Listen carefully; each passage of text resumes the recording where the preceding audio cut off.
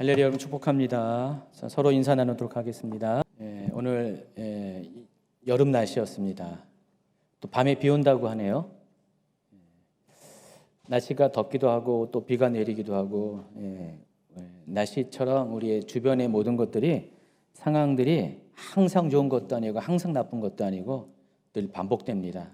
근데 변하지 않는 분은 한 분 계십니다. 우리 주님밖에 없습니다. 여러분 환경 가운데 마음을 빼앗기지 마시고 끝까지 하나님을 신뢰하는 여러분 되길 바랍니다. 더불어서 여러분 또 사람들도 신뢰해 주세요. 못 믿게 사람이라고 하지만 그래도 주님 안에서 사람들을 신뢰해 주시길 바랍니다. 자, 오늘 말씀은 출애굽기 1, 2, 3장입니다. 이제 본격적으로 출애굽기 강해를 시작하도록 하겠습니다. 페이지 수가 적지 않습니다. 오늘 26페이지나 됩니다. 26페이지를 물리적으로 1시간 반 동안 이렇게 하기는 어렵고요. 중간중간에 제가 좀 이렇게 간략하게 또 넘어갈 건 넘어가고, 대신 여러분 이 자료가 중요한 거니까 그 자료를 잘 갖고 계셨다가 필요할 때 꺼내 보시기 바랍니다. 자, 지난 시간에는 이제 출애굽기 개론에 대해서 설명했어요. 출애굽기가 어떤 책인지, 또 특별히 그 앞서서 출애굽이라는 것이 무엇을 의미하는지 역사적인 의, 배경 등등을 다뤄드렸고요. 자, 오늘은 이제 그 본론 부분을 이제 텍스트를 중심으로 하나하나 이렇게 꼼꼼하게 여러분에게 설명을 해드리겠습니다. 먼저 출애굽기 1장입니다. 출애굽기 1장은 이스라엘이 민족적으로 번성하는 이야기와 또 그들이 노예 생활을 하는 이야기가 출애굽기 1장에 기록이 되어 있습니다. 자, 출애굽기 1장은 창세기와 출애굽기를 연결하는 다리 역할을 합니다. 연결하는 브릿지 역할을 합니다. 그래서 출애굽기 1장에는요, 창세기 46장 8절부터 27절에 소개했던 야곱의 아들들의 명단을 다시 한번 언급을 합니다. 한번 볼까요? 비교해서 볼까요? 애굽으로 내려간 이스라엘 가족의 이름은 이러하니라. 야곱과 그의 아들들, 곧 야곱의 맏아들 르우벤과 야곱과 함께 각각 자기 가족을 데리고 애굽에 이른 이스라엘 아들들의 이름은 이러하니 르우벤과 시므온과 레위와 유다와. 자, 보시면은 같은 이야기를 창세기 끝 무렵과 출애굽기 첫 번째 부분에 동일한 이야기를 하고 있습니다. 그래서 지금 창세기 마지막 부분에 했던 얘기를 출애굽기 1장에 다시 함으로써 지금 이 창세기와 출애굽기가 서로 연결된 이 스토리를 이야기하고 있다는 것을 알려주고 있습니다. 그래서 또 창세기 46장 27절과 출애굽기 1장 5절도 같은 맥락으로 동일한 얘기를 반복합니다. 읽어주세요. 애굽에서 요셉이 낳은 아들은 2명이 야곱의 집사람으로 애굽에 이른 자가 모두 70명이었더라. 야곱의 허리에서 나온 사람이 모두 70이요 요셉은 애굽에 있었더라. 자, 이것이 가능한 것이 저자가 같은 사람이잖아요. 저자가 모세 한 사람입니다. 그러니까 모세가 창세기를 마감하고 새롭게 출애굽기를 기록하는데 창세기와 출애굽기가 서로 분리된 것이 아니라 서로 연결점, 스토리가 이어지고 있다는 것을 설명하기 위해서 이렇게 같은 내용을 반복하고 있습니다. 그래서 이 창세기와 출애굽기에서 같은 내용이 반복되는 것에 공통점이 있지만 또 한 가지 또 차이점이 있다는 사실을 아시기 바랍니다. 창세기에서는요, 아브람이라는 한 개인과 하나님께서 약속을 맺었죠. 언약을 맺었죠. 첫 번째 땅, 두 번째 자손, 세 번째 복이 될 것이라는 이 세 가지 주제를 가지고 언약을 맺었습니다. 그리고 이 언약이 계승되었습니다. 누구한테 계승되었죠? 아들들에게 계승되었습니다. 그래서 아브라함의 아들 이삭, 또 이삭의 아들 야곱에게 계승되었는데 이게 창세기 때 일이에요. 근데 이게 각각 개인에게 계승되었잖아요. 민족이 아니었어요. 아직은 개인에게 계승되었는데, 자, 출애굽기 시대에 와서는 그것이 더 이상 개인이 아니라 민족에게 계승이 됩니다. 그 차이가 있어요. 그래서 그 같은 내용을 반복적으로 창세기 46장에 기록한 것을 출애굽기 1장에도 설명을 하고 있습니다. 그러니까 창세기 때 야곱의 가족들은 씨족에 불과했는데, 그리고 약속의 계승자 또한 한 개인에 불과했는데 출애굽기 때에는 민족으로 번성했고 그 약속은 더 이상 한 개인에게 한정되는 것이 아니라 민족 전체에게, 그러니까 계승자가 바뀌었어요. 한 개인에서 민족으로 바뀌었다는 것입니다. 그래서 이 출애굽기 전야는 이 아브라함과 최초로 맺은 하나님의 언약이 마지막 계승자인 야곱의 후손인 이스라엘 민족에게 계승되었음을 보여주고자 각 지파의 기원이 되는 12명의 아들들의 이름, 그들 12지파의 조상들의 이름을 다시 한번 기록을 한 것입니다. 그래서 출애굽기에는 야곱과 함께 자기 가족을 이끌고 이집트 입주한 야곱, 이스라엘의 12아들의 각각의 이름과 또 그들의 후손이 민족으로 번성한 이야기로 출발을 합니다. 7절을 읽어주시기 바랍니다. 이스라엘 자손은 생육하고 불어나 번성하고 매우 강하여 온 땅에 가득하게 되었더라. 자, 근데 이때가 언제냐? 여러분 항상 이게 성경을 보면은 그때가 언제인지에 대해서 여러분이 주목을 하셔야 돼요. 어떤 그 시대적인 배경을 좀 아셔야 됩니다. 특별히 이제 출애굽기는 더욱더 이 시대적 배경을 아는 것이 굉장히 중요합니다. 이때는 언제냐면은 가나안 땅에서 셈족 계통의 이주자들이 이집트로 갑니다. 자, 이게 이집트의 12왕조 때부터 이런 일이 생겼는데 그때부터 이주하기 시작한 셈족 계통의 이주민들이 16왕조를 이집트에서 그 왕조를 이제 창건을 합니다. 그래서 일반 평민은 이집트 사람들인데 함족이었는데 그런데 그 지배자들은 셈족이었어요. 그래서 이민족인 힉소스 사람들, 그러니까 그들을 힉소스라고 부릅니다. 그 힉소스 사람들이 이집트를 통치하는 시대가 옵니다. 자, 그때가 제2 증강기 시대예요. 여러분, 그 증강기 시대의 그 왕조 목록표를 한번 보세요. 왕조 목록표를 보시면은 그 앞에 여기 보시면은 13, 14, 15, 16, 17 왕조 5개의 왕조가 이 기간 동안에 존재했습니다. 약 한 200년 가까운 이 시기 동안에 5번의 왕조가 이렇게 일어났다가 쓰러지곤 했었는데 보시면은 15, 16 왕조는 이 15왕조와 16왕조는 서로 이어지는 건 아니고 동시에 존재했다고 합니다. 같은 시대에 존재했는데 전부 다 힉소스인들의 왕조였어요. 그러니까 이집트 역사상 최초로 이민족이 통치한 시대가 바로 요 때였습니다. 자, 그런데 바로 요 시기에 이스라엘이 번성을 했습니다. 12왕조 때 요셉에 의해서 이집트에 이스라엘 백성들이 들어오기 시작했고 힉소스 왕조가 통치하던 15, 16 왕조 때에 요때 이스라엘이 민족적으로 크게 번성을 했다라는 것입니다. 그리고 이집트 사회에 뿌리를 내릴 수가 있었습니다. 그리고 이제 시간이 흘렀습니다. 시간이 흐르면서 제 17왕조, 아까 맨 마지막에 했던 17왕조가 동시대 16왕조와 동시대에 존재했던 순수 이집트 토착민이 세운 왕조입니다. 자, 이 왕조들은 이 17왕조는 상부 이집트의 테베를 중심으로 국가가 있었어요. 왕조가 있었습니다. 근데 그때까지만 해도 힉소스 왕조의 세력에 밀려가지고 힉소스 왕조의 조공을 바치는 봉신국의 수준에 있었어요. 그러다가 이 17왕조가 후반부에 들어가면서 왕들이 이집트의 주권을 회복하고자 힉소스 왕조를 쫓아내고자 전쟁을 벌이게 됩니다. 그래서 계속해서 전쟁이 있었고 마침내 17왕조의 마지막 왕 때에 그 힉소스인들을 다 몰아냅니다. 그리고 새롭게 왕조를 창건한 것이 제 18왕조고 그 18왕조 때부터 신왕국이 시작이 됩니다. 그래서 좀 이 18왕조 때 바로 출애굽이 일어나게 되죠. 자, 그래서 이 제 18왕조를 창건한 초대 왕이 누구냐?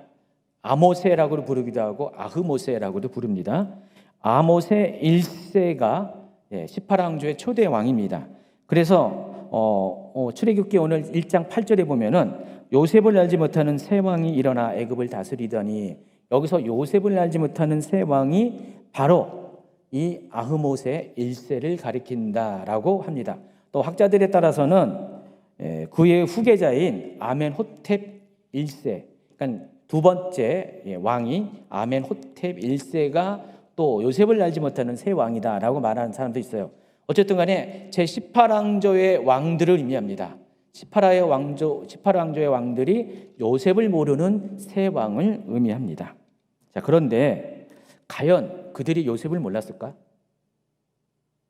모를 수가 없어요. 요셉은요, 전대미문의 그 기근으로부터 이집트를 구원한 아주 역사적인 기념비적인 인물입니다. 당연히 요셉을 모를 수가 없습니다.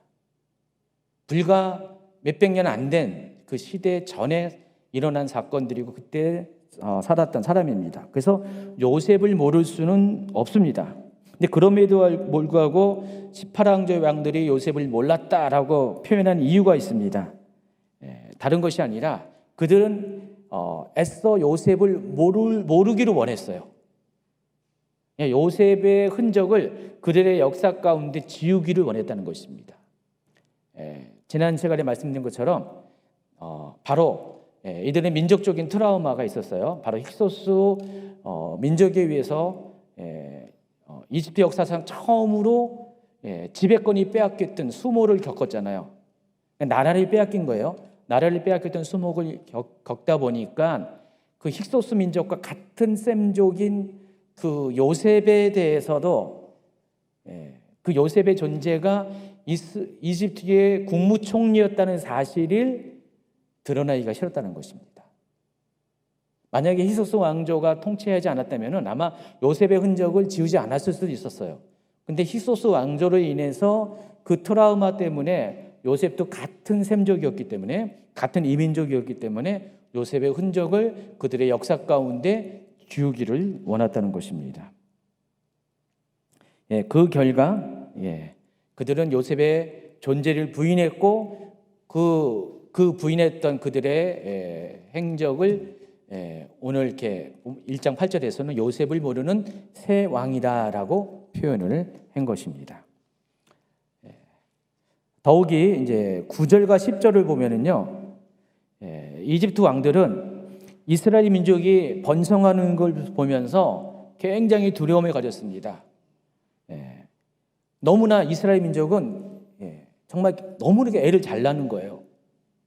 예전에 그 중국 보세요. 너무 인구가 그냥 팍팍 늘어나잖아요. 지금은 중국의 인구가 지금 정체 내지는 점점 줄어가고 있는데 예전에 중국의 인구 성장 속도 놀랍잖아요. 그 주변 국가들이 보면서 굉장히 두려움을 느꼈을 겁니다. 그와 비슷한 겁니다. 갑자기 이집트 사람들에 비해서 이스라엘 민족의 인구 증가 속도가 정말 상상을 초월할 정도로 굉장히 어마어마하게 증가합니다. 여러분, 430년 동안 이스라엘 민족이 거기서 4대를 살았는데 인구 증가율이 어느 정도 되는지 아십니까? 제가 계산을 해봤거든요. 계산을 해봤더니 2만 배. 430년 동안 인구가 2만 배가 늘었어요. 여러분, 말이 됩니까? 겨우 4대를 거치면서 2만 배의 인구 증가가 있었어요. 이것은 폭발적이다라고 말할 수밖에 없습니다. 여러분, 그 시대에 이집트 총 인구가 학자에 따라 약간 다르는데 평균 잡으면은 400에서 500만 명 정도 된대요. 그 400에서 500만 명의 약 절반 정도가 이스라엘 인구예요. 이스라엘 민족의 인구입니다. 근데 이집트 사람들은 그 같은 동시간대에 인구 증가가 그렇게까지 별로 없었어요. 그냥 완만하게 그냥 큰 변화가 없는데 이스라엘 사람들은 그 같은 시기에 무려 2만 배의 인구 증가가 일어났습니다. 여러분이 옆에서 보면 어떡합니까? 쟤들은 도대체 뭐야? 하면서 아마 아주 그냥 맨 처음엔 놀랐다가 어느 정도 시기가 지나면 어떻게 해요? 두려움을 느낄 것입니다. 그래서 그들은 이런 생각을 했어요. 9절 10절. 그가 그 백성에게 이르되 이 백성 이스라엘 자손이 우리보다 많고 강하도다. 자, 우리가 그들에게 대하여 지혜롭게 하자. 두렵건대 그들이 더 많게 되면 전쟁이 일어날 때 우리 대적과 합하여 우리와 싸우고 이 땅에서 나갈까 하노라. 여기서 우리 대적은 누구냐면은 힉소스 사람들을 말합니다. 힉소스인들. 그러니까 지금 18왕조가 힉소스 왕조와 그 주권 회복을 위해서 전쟁을 벌이면서 분투한 결과 탄생된 왕조잖아요. 그래서 여전히 힉소스 사람들은 18왕조에는 대적이었습니다. 그런데 자칫 이스라엘 민족을 그대로 놔두면, 통제하지 않으면은, 그들을 컨트롤하지 않으면은 같은 셈족인 힉소스 사람들과 연합해가지고 다시 한번 이집트를 전복시키려고 한다면은 큰 일이라는 것입니다. 그래서 그러기 전에 이스라엘 민족을 통제하고 압제하는 그런 정책을 펴기 시작합니다. 그게 바로 제18왕조의 왕들이라는 것입니다. 그래서 이스라엘 18왕조의 왕들은 이스라엘 민족의 번성을 막기 위해서 세 가지 방식으로 인구 억제 정책을 펴나가게 됩니다.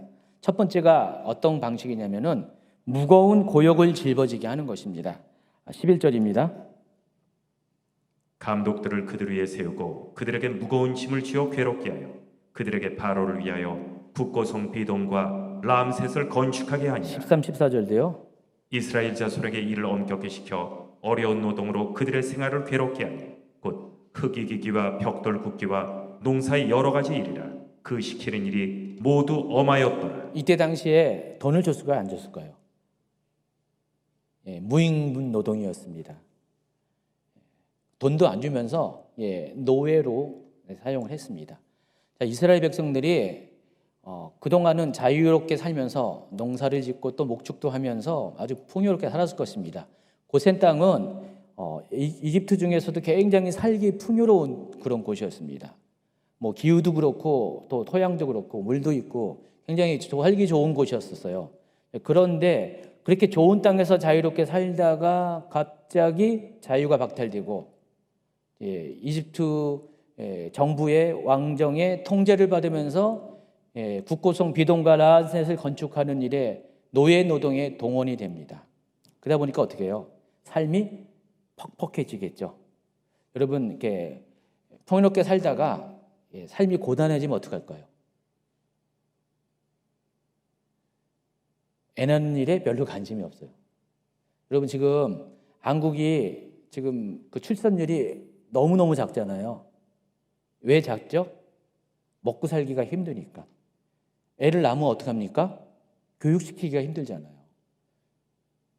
아이 하나로 인해서 이렇게 가정 수입에 어떤 데는 30% 이렇게까지 들더라고요. 돈이 많이 들어요. 애 둘 낳으면 어떡합니까? 애 셋 낳으면 어떻게 됩니까? 이거는 너무 살기 어렵죠. 그러니까 애를 안 낳아요, 지금. 기껏 낳아봤자 1명, 많이 낳아봤자 2명. 요즘 젊은 사람 중에서는 애를 안 낳는 사람이 많습니다. 여러분, 제가 엊그저께 또 봤는데 중국이 그렇대요, 지금 중국이 애를 안 낳는데요. 최근에 몇 년 전에 이제 중국이 그동안 이렇게 1명만 낳게 했다가 30몇 년 동안 한 자녀만 허락을 했다가 만약에 2자녀, 3자녀면 어마어마한 벌금을 냈잖아요. 그래서 그냥 한 자녀만 낳아가지고 인구가 이제 어느 정도 유지가 됐었어요. 그 인구 성장 속도를 둔화시켰어요. 그런데 점점 애를 안 낳기 시작해요. 그래서 몇 년 전에 한 2016년경인가 그때 2자녀까지 허용을 했는데 최근에는요 3자녀까지 허용을 했습니다. 근데 그런데도 애를 안 낳아. 알고 봤더니 부동산 때문에 그렇대요. 부동산 가격이 너무 높아가지고 그래서 애를 안 낳는데요. 우리나라도 큰일이에요. 그래서 우리나라도 지금 부동산 가격이 점점 올라가면서 출산율이 더 떨어질 가능성이 많습니다. 출산율이 떨어지면은 국가 경쟁력이 요즘 시대에는 많이 떨어집니다. 지금 그와 같아요. 이스라엘 민족에게 아주 고된 노역을 줘가지고 생활이 퍽퍽하게 만들어버리면은 애를 안 낳는 것입니다. 먹고 살기 힘든데 애 돌볼 그런 여력이 없는데 애를 안 낳을 수밖에 없어요. 이제 이집트 정부에서는 그걸 노려가지고 그렇게 했어요. 근데 그럼에도 불구하고 이 방법이 이스라엘 백성들에게는 통하지 않습니다. 12절 읽어주세요. 그러나 학대를 받을수록 더욱 번성하여 퍼져나가니 애굽 사람이 이스라엘 자손으로 말미암아 근심하여. 그래서 두 번째 방법을 모색하는데, 그렇다면은 아이를 낳으면은 남자아이는 다 죽여버리자. 남자가 없으면 어떻게 해요? 인구 번식이 힘들잖아요. 그러니까 남자아이들을 죽이는 그런 정책을 펼치게 됩니다. 그래서 처음에는 히브리 사람 산파들에게 그같이 행할 것을 명령합니다. 그러니까 산모가 애를 낳을 때 가까이 가서 지켜보다가 남자아이거든 산파들이 다 죽여버릴 것을 명령을 합니다. 자, 그런데 이 산파들이 하나님을 두려워해서 왕의 명령을 어기고 지혜롭게 피할 길을 찾아갑니다. 이런 거죠. 한번 읽어주세요. 19절. 산파가 바로에게 대답하되 히브리 여인은 애굽 여인과 같이 아니하고 건장하여 산파가 그들에게 이르기 전에 해산하였더이다 하매. 눈 탁 감았더니 애를 낳았다. 뭐 그런 표현이죠. 뭐 애를 낳으니까 산파한테 부르면은 몇 시간 만에 이제 애를 보통 낳는데, 불러가지고 가면은 이미 애를 낳았다. 뭐 그래가지고 이제 이런 방식으로 피해 갑니다. 어쨌든 간에 산파의 지혜로 말미암아 또 믿음으로 말미암아 이 방법도 통하지 않으면서 20절에 보니까 그 백성은 번성하고 매우 강해지니라. 계속해서 이스라엘 민족은 인구가 줄지 않고 계속해서 평상시대로 이적것대로 번성을 하기 시작합니다. 자, 상황이 뜻대로 되지 않자 이집트 왕정은 세 번째 방법을 택합니다. 그것은 더 이상 히브리 산파를 의지하지 않고 직접적으로 각 가정에게 명령을 합니다. 그래서 아들을 낳으면 무조건 나일강에다 버려라, 죽여버려라, 국법으로 정하게 됩니다. 22절. 그러므로 바로가 그의 모든 백성에게 명령하여 이르되 아들이 태어나거든 너희는 그를 나일강에 던지고 다리거든 살려두라 하였더라. 자, 이러한 과정 가운데 모세가 태어납니다. 이러한 상황 가운데 모세가 태어나는 것입니다. 그래서 모세는 평범하게 태어난 인물이 아니에요. 여러분, 모세가 한 학교 들어갔다, 만약에 요즘식으로 초등학교 들어갔다, 아니 유치원에 들어갔다, 그러면은 모세의 또래가 없어요. 모세의 나이와 비슷한 애들은 다 죽었기 때문에 모세 또래가 없어요. 모세 혼자 외롭게 전교에서 1학년 혼자밖에 없는 그런 사람이 됩니다. 그러니까 모세는 자기를 제외한 모든 히브리 사람 남자아이가 다 죽을 수밖에 없는 그런 시대 가운데 태어난 사람이라는 것입니다. 그러니까 모세가 태어나고 성장하는 것이 너무나 어렵고 힘든 것이었습니다. 여러분, 어떤 역사적인 사건을 위해서는요, 그것을 위해서 잉태되는 그 역사적 사건이 잉태되는 시간이 있고 출산의 어떤 아픔을 통해서 어떤 사건이 벌어집니다. 여러분, 역사적인 인물이 등장할 때도 비슷한 경우가 많이 있습니다. 여러분, 예수님이 이 땅에 태어나실 때, 이 땅에 오셨을 때 예수님이 쉽게 태어나셨습니까? 아니죠. 예수님은 어떻게 태어나셨죠? 예수님의 그 출생을 막으려고 헤롯이 예수님이 태어난 그때 즈음에 남자애들은 사나이애들은 전부 다 죽이라는 명령을 했죠. 그 가운데 예수님이 태어났어요. 그래서 우리가 모세 모형론이 배웠잖아요. 출애굽기는 모세 모형론이 작동하는 그런 성경책이라고 했습니다. 그래서 출애굽기 안에 보면은 모세와 예수님의 그런 스토리가 거의 똑같은 게 많이 있습니다. 출생부터 시작해가지고. 그래서 지금 모세의 출생도 예수님의 출생과 같은 맥락으로 이렇게 그런 식으로 태어납니다. 그러니까 그러니까 모세가 태어나는 것을 사단이 몹시 싫어했어요. 그리고 사단이 그것을 방해했다는 것입니다. 그런 상황을 뚫고, 그런 방해를 뚫고 그런 영적 전쟁을 승리해서 모세가 출생한 거예요. 그래서 모세가 탄생한 것은 굉장히 역사적인 배경이 있고, 왜 모세가 그렇게 배경을 가지고 태어나야 됐냐? 다른 것이 아니라 모세는 바로 출애굽의 주인공이기 때문에 그래요. 그러니까 모세의 출생과 모세의 삶과 모세의 사역과 출애굽의 준비와 배경과 준비와 시작이 또 진행이 맥을 같이 한다는 것입니다. 그러니까 출애굽은 모세를 빼놓고는 말할 수가 없는 것입니다. 그래서 그와 같이 모세의 출생이 굉장히 어렵고 힘든 과정을 통과해서 출생했다는 사실을 아시기 바랍니다. 그런데 그런 상황 가운데 모세가 극적인 구원을 받게 됩니다. 더 놀라운 것은요, 아이러니하게도 모세를 죽이려 했던 사람이 누굽니까? 당시 이집트 왕 파라오 투트모세 1세인데 이 투트모세 1세의 딸인 이집트 공주 하셉수트에 의해서 모세가 또 구원을 받아요. 아버지는 모세를 죽이려 했고 그 딸은 모세를 살리는 아주 아이러니한 사건이 발생을 하게 된다는 것입니다. 자, 2장으로 넘어가겠습니다. 2장 1절, 2절. 레위 가족 중 한 사람이 가서 레위 여자에게 장가들어 그 여자가 임신하여 아들을 낳은. 레위 가족 한 사람, 또 레위 여자 한 사람. 여기서는 그 사람이 누군지를 명확하게 나와 있지 않지만은 6장으로 넘어가면은 그 모세의 아버지와 어머니의 이름이 나옵니다. 자, 모세의 아버지는 아브람이 아니라 아므람이고요. 또 모세의 어머니는 요게벳입니다. 그래서 그 모세의 부모님은 전부 다 한 가문 출신이에요. 레위 가문 출신입니다. 자, 보시면은 레위 족속의 가계들을 한번 보여줄게요. 레위에게 3명의 아들이 있습니다. 게르손, 고핫, 무라리가 있고요. 또 딸이 한 명 있는데 그게 요게벳이에요.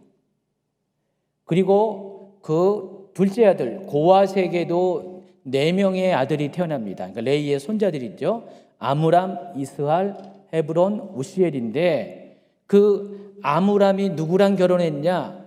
자기 고모랑 결혼해요. 요게벳과 결혼합니다. 가계도가 참 똑똑하죠. 그래서 아므람과 요게벳은 고모와 조카 사이입니다. 아무래도 요게벳은 늦게 태어났을 것이고 아므람은 일찍 태어났을 가능성이 많습니다. 그래서 나이 차가 없기 때문에 결혼이 가능할 수도 있습니다. 자, 이와 같이 한 가문에서 친족 간에 요즘 식으로 말하면 근친 결혼인데 근친 결혼에 의해서 이 아론과 모세와 또 미리암이 태어나게 됩니다.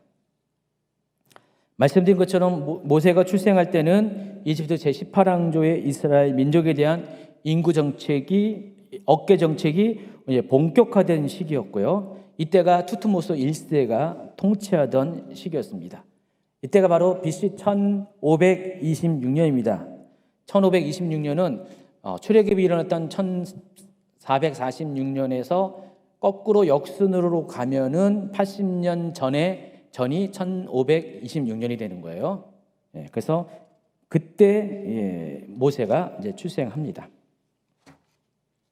모세는 처음에는 3달 동안 이렇게 숨겨져서 길러졌습니다. 근데 3달 동안 숨겨져서 기른다는 것이 쉽지 않은 것이었어요. 왜냐하면 목숨을 걸고 하는 행위였거든요. 그래서 히브리서 기자는요, 이 같은 모세의 부모의 행동에 대해서 그게 믿음의 행동이라고 이렇게 평가합니다. 믿음으로 모세가 났을 때 그 부모가 아름다운 아이임을 보고 3달 동안 숨겨 왕의 명령을 무서워하지 아니하였으며. 3달이 지나서 이제 모세가 우렁차게 울기 시작합니다. 아기의 울음소리가 커지니까 더 이상은 숨겨 키울 수가 없는 상황이 됩니다. 그래서 모세의 부모는 어떤 결단을 했냐? 역청과 나무진을 갈대 상자에 발라가지고 방수 처리를 하는 겁니다. 아이를 거기에 담아서 나일 강가 갈대 사이에 둡니다. 자, 그림에 보시면은 이렇게 저 갈대 상자로 된 바구니가 보이죠? 물이 들어가지 않도록 역청하고 나무진으로 그 공간을 다 메꿨습니다. 그리고 이 갈대 사이에 이렇게 띄워놓습니다. 그리고 모세의 누나 미리암으로 하여금 멀리 서서 어떻게 돼가는 것을 지켜보게 합니다. 이때의 미리암의 나이가 한 10살 정도 됐을 것이라고 추측을 합니다. 부모가 이렇게 한 건 역시 믿음이 작동된 거였어요. 그러니까 모세의 부모는 절대적으로 모세가 죽는 것을 방치하지 않았다는 것입니다.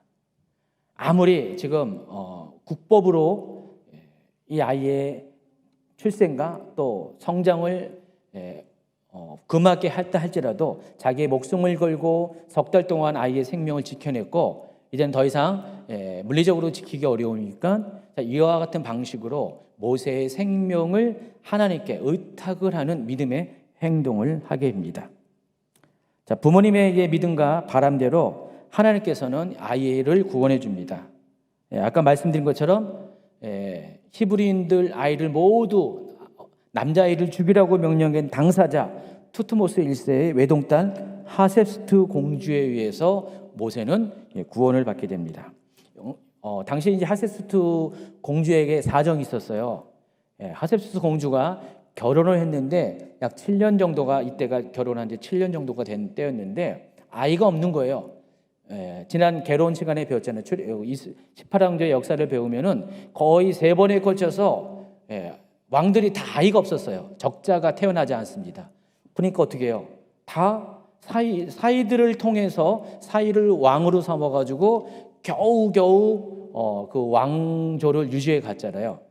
그래서 이 하셉스트도 결혼을 했는데 그와 같은 방식으로 결혼했는데 아이가 태어나지 않습니다. 7년의 시간이 이미 지났습니다. 그런 상황 가운데 하셉스트가 있었습니다. 그리고 그때 당시에는요, 이 나일강의 한 구역을 정해가지고 여인들로 하여금 목욕을 하게 하는 장소를 만들어놨어요.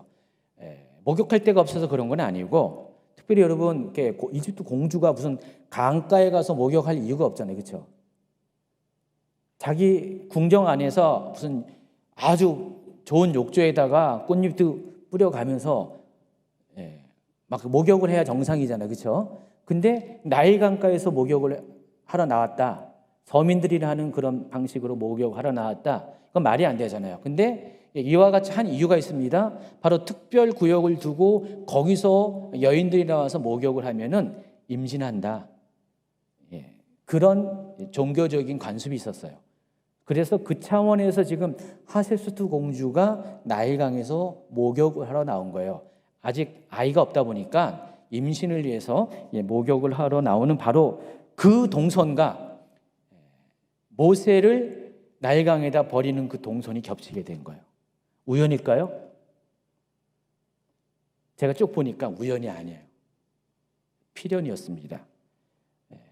왜냐하면은 모세의 부모님은 이것을 미리 계산을 했더라고요. 보니까 봤더니 계산을 한 거예요. 그래서 하셉스트의 사정을 알고 또 이집트의 관습도 알고 미리 알고 그 시간에 맞춰서 모세를 거기에 갖다 놓은 거예요. 왜 그럴 것 같아요? 그 시기에 그 아이를 누군가 건져내게 될 때 그 아이가 히브리인인 것을 알면서도 그 아이를 보호할 수 있는 권세를 가진 사람이 과연 누굴까? 그걸 생각을 한 거예요. 바로 왕의 딸 정도는 돼야지.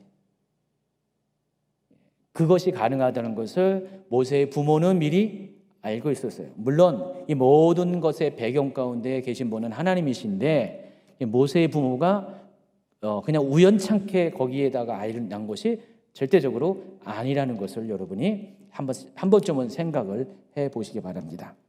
자, 하세수트 공주가 이 아이를 건졌을 때, 이 공주는 이 아이가 히브리 사람인 것을 단번에 알아봤습니다. 두 가지 이유가 있습니다. 첫 번째는 이 히브리인의 자녀는 아들은요 태어난 지 8일 만에 할례를 합니다. 그게 민족적인 정체성이었어요. 자, 석 달이 지났잖아요. 모세도 할례를 했을까 안 했을까요? 당연히 했죠. 아이를 딱 해서 보재기를 딱 폈는데, 포대기를 펴봤는데 웬걸 아이가 할례를 한 거예요. 그러니까 얘는 이집트 사람이 아니고 다른 민족도 아니고 바로 히브리 사람인 것을, 히브리인의 아이라는 것을 정확하게 알았어요. 또 한 가지는 이미 국가적으로 국법으로 히브리 아이들은, 남자아이들은 낳으면 곧바로 나일강에 던져서 버리라고, 죽여버리라고 국법이 지엄했기 때문에 그 당시에 그와 같은 행동을 할 수 있는 사람들은 누구예요? 그 그룹은 뭡니까? 히브리 사람밖에 없잖아요. 이집트 사람이 아이를 걷다가 버릴 수는 없잖아요. 그래서 하세수트 공주는 바로 단번에 이 아이가 히브리 사람들의 아이라는 것을 바로 알았다는 것입니다. 그래서 하세수트 공주는 이 아이를 거두는 일이 자기 아버지인 파라오의 명령을 거역하는 것을 알면서도 모세를 거두게 됩니다. 두 가지 이유 때문에 그렇습니다. 첫 번째는 하나님께서 하세수트 공주의 마음에 이 아이에 대한 궁일한 마음을 주었어요. 불쌍한 마음을 주었습니다. 네, 출애굽기 2장 6절 읽어주세요. 열고 그 아기를 보니 아기가 우는지라. 그가 그를 불쌍히 여겨 이르되 이는 히브리 사람의 아기로다. 네, 불쌍히 여기는 마음이 들었고, 또 한 가지가 있습니다. 항상 역사는 정치적인 그런 것들이 있거든요. 이 하세수트가 뭘 생각했냐면은 7년 동안 아기가 없잖아요. 임신하지 못하잖아요. 그래서 이 하세수트는 어떻게 생각했냐면은 이 아기를 자기의 양아들로 삼기로 순간적으로 번뜩하는 머리가 스치가 된 겁니다. 그래서 바로 정치적인 이유 때문에 이 아이를 자기의 양아들로 삼기로 결정을 한 겁니다. 그 하세수트 공주의 입장에서는 이게 편해요. 왜냐하면 이집트 혈통을 가진 사람을 양자로 삼는 것보다 전혀 그런 백그라운드가 없는 이 히브리인의 아이를 양자로 삼는 것이 자기에게는 훨씬 더 편할 수도 있어요. 너무 아주 심플할 수가 있기 때문에, 다른 관계에 엮이지 않기 때문에 그런 선택을 할 가능성이 있을 것입니다. 어쨌든 간에 이와 같은 어떤 그 우연치고는 너무 필연과 같은 이 상황 가운데 모세는 정말 아이러니하게도 자기를 죽이려고 명령했던 그 왕의 딸에 의해서 구원을 받고, 또 도리어 그 이집트 왕정의 심장부로 들어가게 됩니다. 중심 가운데로 들어가서 성장하게 됩니다. 자, 아이가 담긴 이 갈대 상자에 해당하는 히브리어가 테바입니다. 이 테바라는 이 단어는 구약 성경에 딱 2번밖에 등장하지 않는다고 했죠. 제가 지난번에 창세기 강해 때 설명을 했어요. 그 노아의 홍수 사건에서 방주가 있는데 그 방주가 히브리어로 테바예요. 갈대 상자도 테바라고 불렀고 방주도 테바라고 부릅니다. 이 테바의 특징이 있어요. 노아의 방주와 갈대 상자에 한 가지 공통점이 있습니다. 뭐라고 그랬죠? 동력이 없고 방향을 틀 수 있는 키가 없습니다. 그러니까 전적으로 물이 흘러가는 대로 가는 게 방주였고, 바로 갈대 상자, 이런 것을 가리켜서 테바라고 불렀습니다. 그래서 모세가 갈대 상자에 들어가 있다는 것은 어떤 겁니까? 그래요, 갈대가 없다는 뜻입니다. 아재 개그인데 갈 곳을 모른다는 것입니다. 그러니까 모세 스스로 자기의 인생을 결정할 수가 없습니다. 전적으로 하나님의 섭리가 아니고서는, 하나님의 구원의 능력이 아니고서는 모세 스스로 자신의 인생을 결축할 수가 없어요. 제가 이 테바 그림을 쫙 이렇게 찾아보니까 거기에 따른 이제 뭐 이렇게 설교 그런 것들이 이제 이렇게 캡처한 것들이 많아요. 진짜 이거 가지고 설교한 분이 되게 많더라고요. 이 테바와 가지고, 그러니까 갈대 상자를 가지고, 주제가 갈대 상자예요. 이 갈대 상자를 가지고 설교한 분들이 되게 많아요. 그만큼 이 갈대 상자가 굉장히 우리 인생에 있어서 굉장히 중요한 의미를 우리에게 알려줍니다. 방주가 그랬던 것처럼 이 갈대 상자는 전적으로 하나님을 의지하는 우리의 인생을 대표하는 것입니다. 그래서 여러분은 지금 갈대 상자 안에 담겨져 있는 모세와 같은 사람입니다. 방주 안에 담겨져 있는, 방주 안에 있는 그런 노아의 8 식구와 같은 존재가 여러분이라는 것을 아시기 바랍니다. 그래서 여러분의 모든 인생은 여러분 스스로 방향을 정하고 여러분의 능력으로 앞으로 나아가는 것이 아니라 전적으로 그 운전대는 하나님만이 붙잡고 계시고 하나님이 바람을 불어주셔야지, 하나님이 그 물길을 열어주셔야지 갈 수 있다는 사실을 명심하시기 바랍니다. 그렇다면은 모세가 그 갈대 상자 테바 안에 들어갔다는 것은 뭡니까? 앞으로 진행될 출애굽의 역사 역시 마찬가지로 뭐예요? 사람의 계획과 능력으로 이루어지는 것이 아니라 바로 테바처럼 하나님의 이끄심에 의해서 출애굽도 이루어질 것을 예고하는 것임을 아시기 바랍니다. 자, 이 광경을 이제 미리암이 지켜보고 있었습니다. 그리고 하세스투 공주가 자기 동생을 건진 것을 보고 곧바로 달려옵니다. 달려와서 이렇게 말합니다. 7절. 그의 누이가 바로의 딸에게 이르되 내가 가서 당신을 위하여 히브리 여인 중에서 유모를 불러다가 이야기에게 젖을 먹이게 하리이까. 아마 하세스투 공주의 입장에 보면은 좀 이상하지 않을까요? 갑자기 히브리인 아이를 주었는데 갑자기 저기서 히브리인 여자애가 와가지고 갑자기 유모 얘기를 하고 이상하지 않을까요? 여러분 같으면 이상하지 않을까요? 여기는 이상하다는 느낌이 전혀 없어요. 없고 그냥 자연스럽게 그 미리암의 제안에 대해서 또 하세스투가 그대로 수락하는 장면이 나옵니다. 이 모든 것들이 하나님께서 정말 하나님의 계획 안에서 차근차근 이루어져서, 원래는 이 계획을 짠 사람은 모세의 부모였는데 사람이 그 계획을 짰는데 길을 인도하시는 분은 하나님이었어요. 만약에 여기서 조금이라도 그 계획에 오차가 생기면 어떡할까요? 하세스투 공주가 나일강가에 나오는 시간이 모세를 둔 시간과 30분 차이가 나면 어떻게 될까요? 시간이 비껴가면 어떡할까요? 또 모세의 갈대 상자가 키가 없다고 했잖아요. 물결에 따라서 흘러가는데 그 물결이 하세스투 공주의 눈에 보이는 그런 곳에서 물결이 흘러간 게 아니라 또 반대 방향 저쪽 먼 곳으로 갔으면 어떡할까요? 아무리 사람이 계획을 짤다 할지라도 그 시간과 장소와 사람의 만남을 인도하시는 분은 하나님이라는 것을 아시기 바랍니다.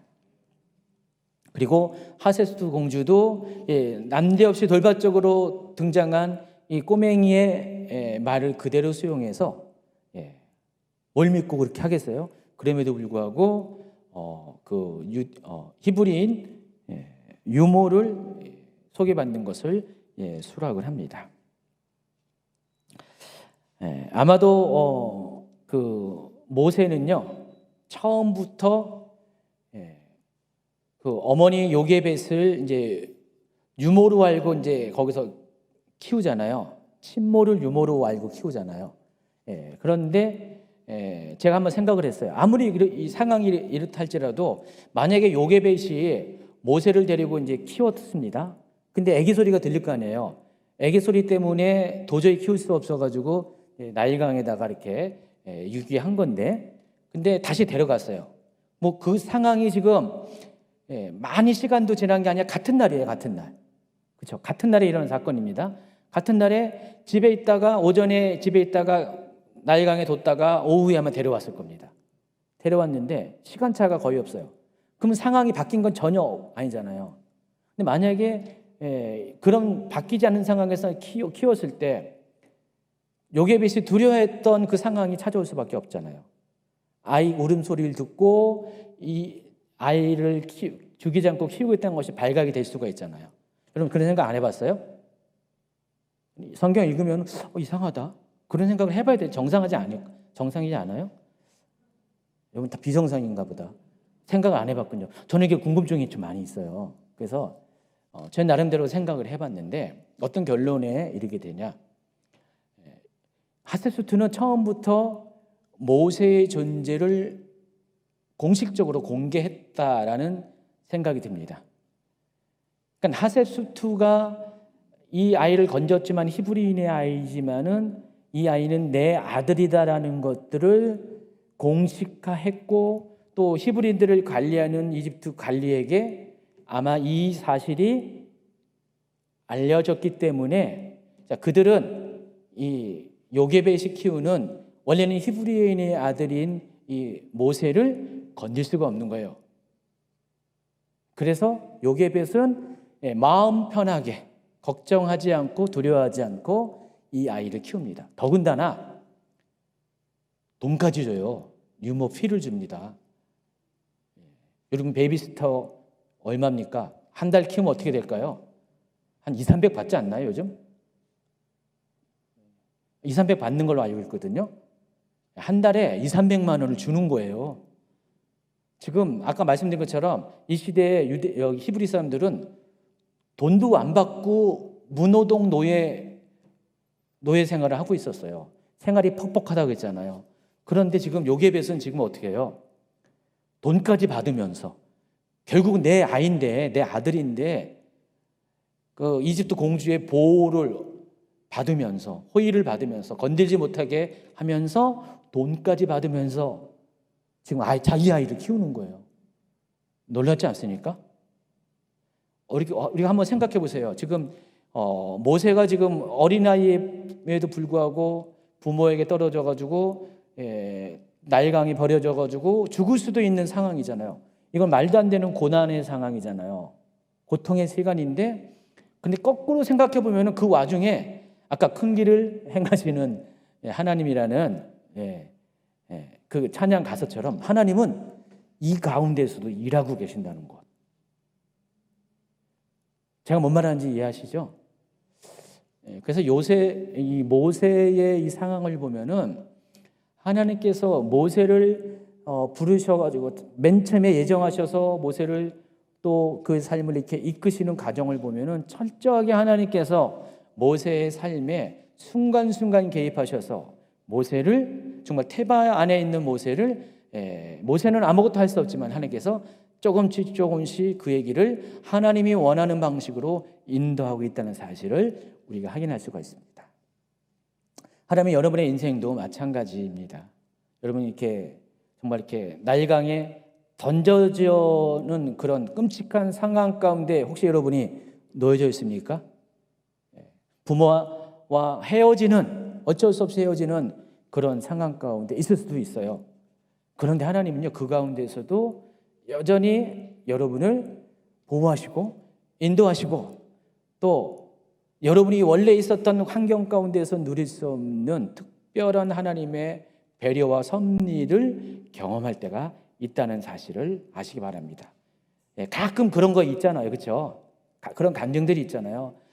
분명히 이것은 굉장히 놀랍고 힘들고 충격적인 일인데 알고 보면 하나님께서 정말 나를 정말 독수리 날개에서 이렇게 얹혀놓고 나를 움직이고 계시다는 것을 그러니까 나는 아무것도 할 수 없는데 하나님이 나를 대신해서 날개 타고 계신다는 것을 경험할 때가 종종 있잖아요.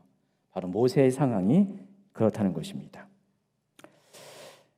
모세는 몇 살까지 친모인 유모에게서 자랐을까요? 이때 당시에 젖을 떼는 시기가 3살 내지 4살이라고 합니다. 만 3살, 4살. 그러니까 우리식으로 따지면 5살 정도. 4살에서 5살 정도. 이 정도면 어떻게 돼요? 유치원 들어갈 나이죠. 여러분 유치원 들어갈 나이 정도 되면 어떻게 해요? 알 거 아는 나이가 돼요. 어느 정도 알 것 아는 나이가 됩니다. 여러분 보통 그 유아 뭐라 그러죠? 유아 무슨 학? 예, 학문 있잖아요. 유아교육학, 예, 유아교육학. 저는 이렇게 연세가 들면서 단어들이 잘 이렇게 생각이 안 납니다. 그래서 유아교육학에서 이게 어린이 심리 이렇게 배우는 분들 알 거예요. 아이들은 60개월까지 굉장히 중요하다는 것. 60개월에까지의 경험이 평생을 좌우한다는 것. 그런데 지금 모세는요, 그 60개월을 친모 밑에 있었어요.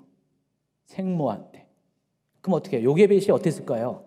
이제 곧 그 시간이 차면은 이집트 왕궁정으로 보내야 되는데, 왕궁으로 보내야 되는데, 요게벳은 모세를 어떤 심정으로 키웠을까요? 대충 키웠을까요? 아니죠. 아마 요게벳은 이 아이가 아직 알아듣지 못할 그때부터 철저하게 하나님에 대해서 알려줬고, 히브리인의 정체성을, 그 DNA를 알려주는 그런 유아교육을 분명히 했을 것입니다. 그렇죠? 아이가 자나 깨나 계속해서 하나님에 대해서 또 히브리 민족에 대해서 계속해서 이야기했을 거예요. 그러니까 모세는 그것을 듣고 자란 거예요. 그 아주 중요한 평생을 좌우하는 그 60개월의 그 시간 동안에 모세는 히브리인으로 자랄 수가 있었다는 것입니다. 자, 11절 이하에 보면은 모세가 살인 사건에 연루가 되는데 그 사건을 통해서 이것이 증명이 됩니다. 모세는 이미 자신이 히브리인이라는 것을 알았어요. 그러니까 히브리인에 대한 정체성을 이 사건을 보면은 분명히 알고 있었다는 것을 알 수가 있습니다. 자신이 비록 껍데기는 이집트 왕자로 살고 있지만은 자기의 진짜 모습은 히브리인이라는 사실을 이미 알고 있었기 때문에 그 사람들 간의 분쟁 가운데 개입을 할 수가 있었다는 것입니다. 또 하셉스트 또한 모세의 출생의 비밀에 대해서 굳이 숨기지 않았을 가능성이 많습니다. 만약에 하셉스트가 이 모세의 출생을 숨겼으면은 처음부터 모세를 히브리인 유모에게 맡길 이유가 없었어요. 자기가 데려와서 이집트 사람 중에 어떤 여인에게 맡길 수가 있었죠. 근데 하셉스트는 처음부터 그러지 않았어요. 이걸 보면은 하셉스트 또한 모세의 출생의 비밀에 대해서 굳이 숨기지 않았을 가능성이 많습니다.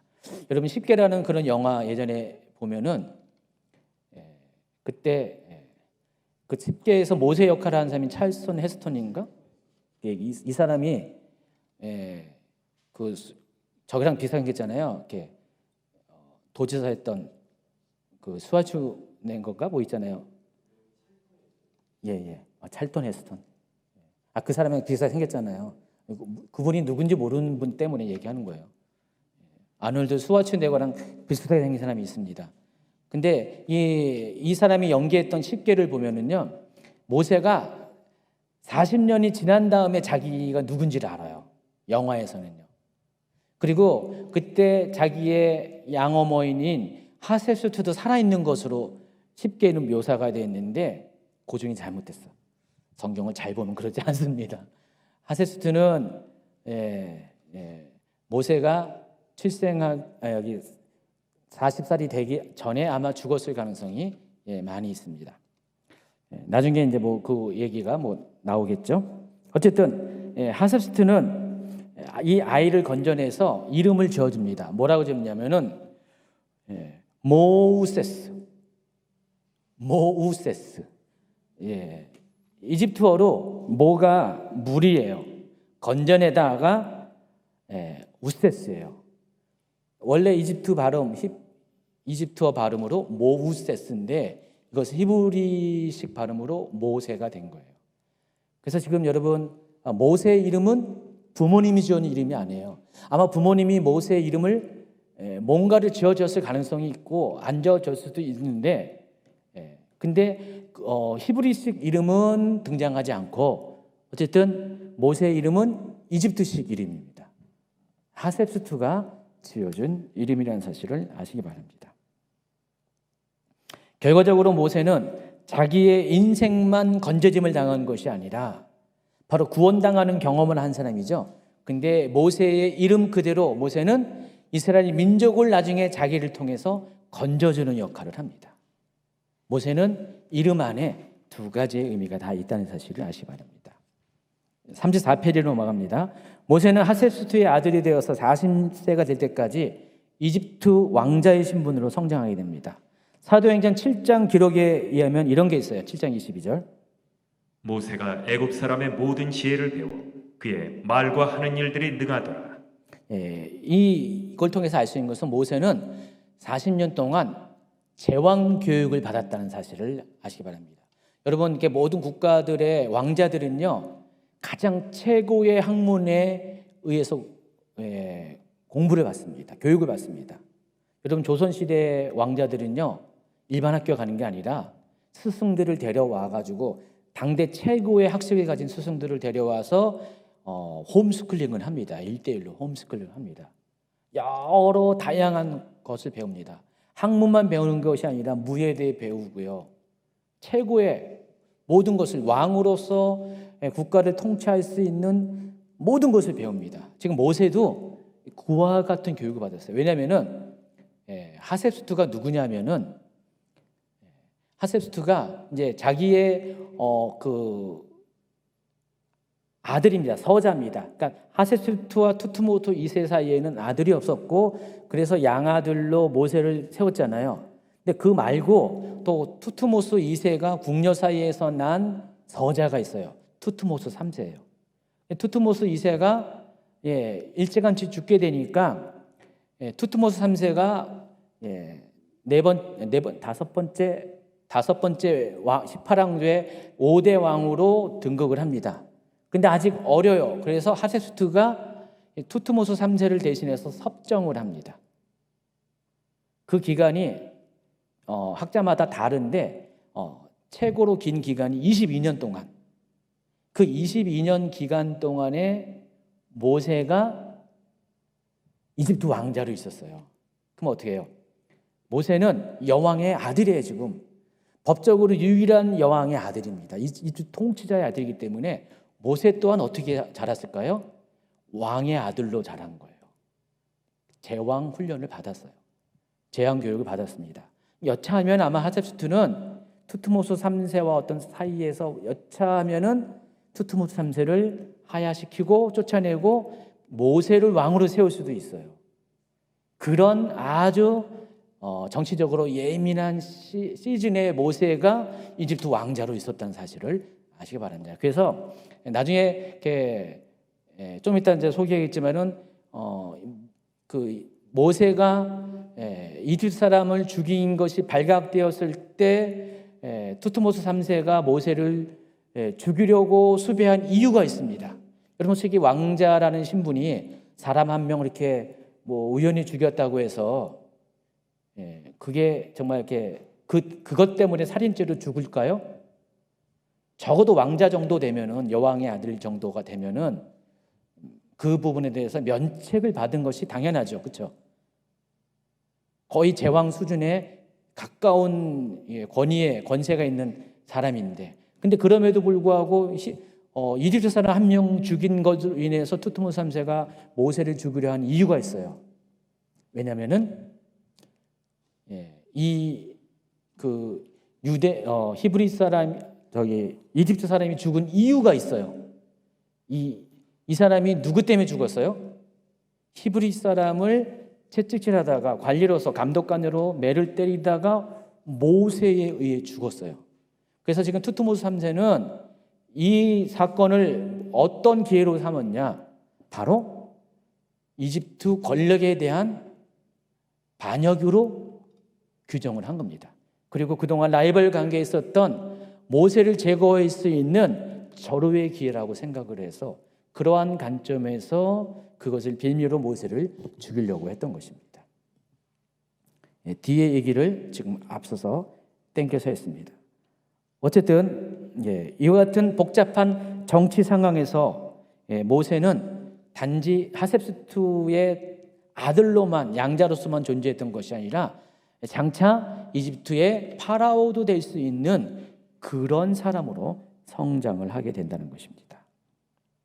그러던 어느 날 이제 모세가 평소에도 자기 동족에 대한 애틋한 마음을 갖고 있었는데 어느 날 장성한 후에 자기 형제들이 히브리 사람들이 고되게 노동하는 현장을 가서 보게 됩니다. 출애굽기 2장 11절. 모세가 장성한 후에 한 번은 자기 형제들에게 나가서 그들이 고되게 노동하는 것을 보더니 어떤 애굽 사람이 한 히브리 사람 곧 자기 형제를 치는 것을 본지라. 저걸 봤다는 겁니다. 저렇게 벽돌을 짓고 고생하는 것을 그냥 이집트 감독관이 막 때리는 것을 봤어요. 그때 욱 하고 올라옵니다. 자, 이 말은 모세에게 동포애가 지금 있었고 그 동포애가 지금 자기의 감정을 조절하지 못하게 흥분으로 발동을 했습니다. 그래서 좌우를 살펴서 사람이 없음을 보고 애굽 사람을 쳐 죽였고 모래 속에다 감췄습니다. 그 다음 날 또 나가봤더니 이번에는 히브리 사람 둘이 서로 싸우고 있습니다. 그래서 보니까 잘못한 사람이 있어요. 그래서 잘못한 사람한테 붕괴를 합니다. 모세가 당신 왜 그러냐? 어떻게 동포가 동포를 때리냐 하면서 뭐라고 그랬더니 22장 14절 그 붕괴되려는 히브리 사람이 이렇게 말합니다. 그가 이르되 누가 너를 우리의 다스린 자 재판관으로 삼았느냐? 네가 애굽 사람을 죽인 것처럼 나도 죽이려느냐? 모세가 두려워하여 이르되 일이 달로 되었도다. 자, 히브리 사람이 그 사람이 모세에게 이까지 반응한 이유가 있습니다. 첫 번째는 일단은 자기가 어떻게 했든 간에 자기 편 들어주지 않고 자기한테 뭐라고 하는 사람이 싫죠. 그래서 모세가 그렇게 하니까 불편한 마음이 작동이 됐고, 두 번째는 자, 이 사람도 지금 모세가 누군지 알잖아요. 바로 모세가 히브리 사람인 것을 알고 있었어요. 이 사람도요. 알고 있었고, 그런데도 불구하고 모세는 지금 이집트 왕궁에서 왕자의 삶을 살고 있잖아요. 그런 사람이 감히 히브리 사람들의 일에 대해서 판단하고 참견하는 것이 받아들일 수가 없는 것이었어요. 그러니까 그런 감정에서 이렇게 이야기한 것입니다. 만약에 모세가 히브리 사람이라는 걸 모르고 정말 권세자의 아들이라는 것만 알고 있었으면은 감히 이렇게 말할 수가 없죠. 그렇죠? 여러분 생각해 보세요. 감히 말할 수가 없는데 지금 이 사람이 이렇게 말하는 것은 모세의 정체에 대해서 알았기 때문에 이와 같이 말하는 것입니다. 어쨌든 모세의 행동이 밝혀지면서 투트모스 3세는 이 사건을 빌미로 모세를 죽이고자 하고 영모죄를 몰아서 지금 모세를 수배하게 합니다. 그래서 모세가 이 일이 탄로나자 또 바로가 자기를 수배한다는 것을 듣자마자 그 즉시 도망을 갑니다. 버선발이 아니라 샌들 신고 도망을 갑니다. 출애굽기 2장 15절. 바로가 이 일을 듣고 모세를 죽이고자 하여 찾는지라. 모세가 바로의 낯을 피하여 미디안 땅에 머물며 하루는 우물 곁에 앉았더라. 자, 미디안이 어디냐 하면 지도를 보시면요. 50번 슬라이드 보세요.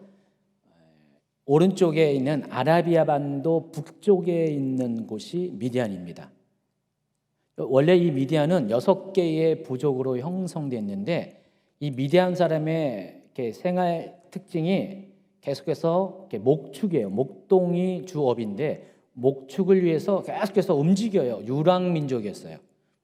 그래서 이 경계를 통해서 계속 왔다 갔다 하면서 목축업에 종사하는 사람이었습니다. 지금 모세가 저기 그 람세서스부터 일이 발각되니까 도망을 가는데 미디안까지 갑니다. 미디안 땅이 홍해의 아카바만을 건너서 오른쪽에 있는 땅이었습니다. 거기까지가 직선거리고 약 600km 정도가 돼요. 600km 정도면은 약 한 거의 보름에 가깝게 걸어와야지 도달할 수가 있는 거리입니다. 그러면 이 정도가 되면은 이집트에서 출격을 할 수가 없죠. 특별히 더군다나 시나이 반도까지 이때 당시 이집트 영토였어요. 그러니까 시나이 반도를 넘어가서 홍해를 건너가면은 이집트 영토가 아니에요. 외국 땅이었습니다. 그래서 지금 모세는 이집트를 가장 빨리 벗어날 수 있는 방법으로 이렇게 시나이 반도를 관통해서 미디안 땅으로 도망을 갑니다. 그곳에서 미디안 제사장 루우엘을 나중에 이드로라고 합니다. 이드로를 만나서 거기서 그의 딸이 7 있는데 그 중에서 십보라와 결혼을 해서 40년 동안을 양치는 목동으로 살아가게 됩니다. 그리고 어느덧 세월이 흐릅니다. 모세를 죽이려 했던 그 투트모스 3세도 결국 죽게 됩니다. BC 1450년. BC 1450년 이때가 바로 출애굽이 있기 전 4년 전입니다. 출애굽이 있기 4년 전에 자기를 죽이려고 했던 자기와 정치적 라이벌 관계였던 바로 투트모스 3세가 죽게 됩니다. 출애굽기 2장 23절. 여러 해 후에 애굽 왕은 죽었고. 그래서 여러분 이렇게 참조하라고 제가 제 18왕조의 역대 파라오 명단을 왕조 명단을 이렇게 기록을 했습니다. 보시면은 아모세부터 쭉 해가지고 투트모스 3세까지 하세수투까지 여기는 이렇게 왕의 명단에 있잖아요. 그러니까 하세수투 빼고는 모두 5명의 왕이 있죠. 그러니까 투트모스 3세가 5대 왕입니다. 그래서 투트모스 3세가 1450년에 사망을 합니다. 그리고 이 사람이 바로 모세와 라이벌 관계에 있었던, 정치적으로 정적의 관계에 있었던 그런 사람입니다. 그리고 이때 이스라엘 민족은 혹독한 노예 생활에서 고된 노동을 했고 이것 때문에 하나님께 탄식으로 부르짖게 됩니다. 그리고 하나님께서는 그들의 탄원을 들으십니다. 그리고 이제 때가 돼서 오래전 아브라함과 이삭과 그리고 야곱과 맺은 언약을 이루시고자 하나님의 계획을 실행하려 하십니다.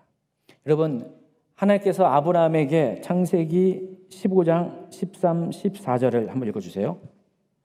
여호와께서 아브라함에게 이르시되 너는 반드시 알라.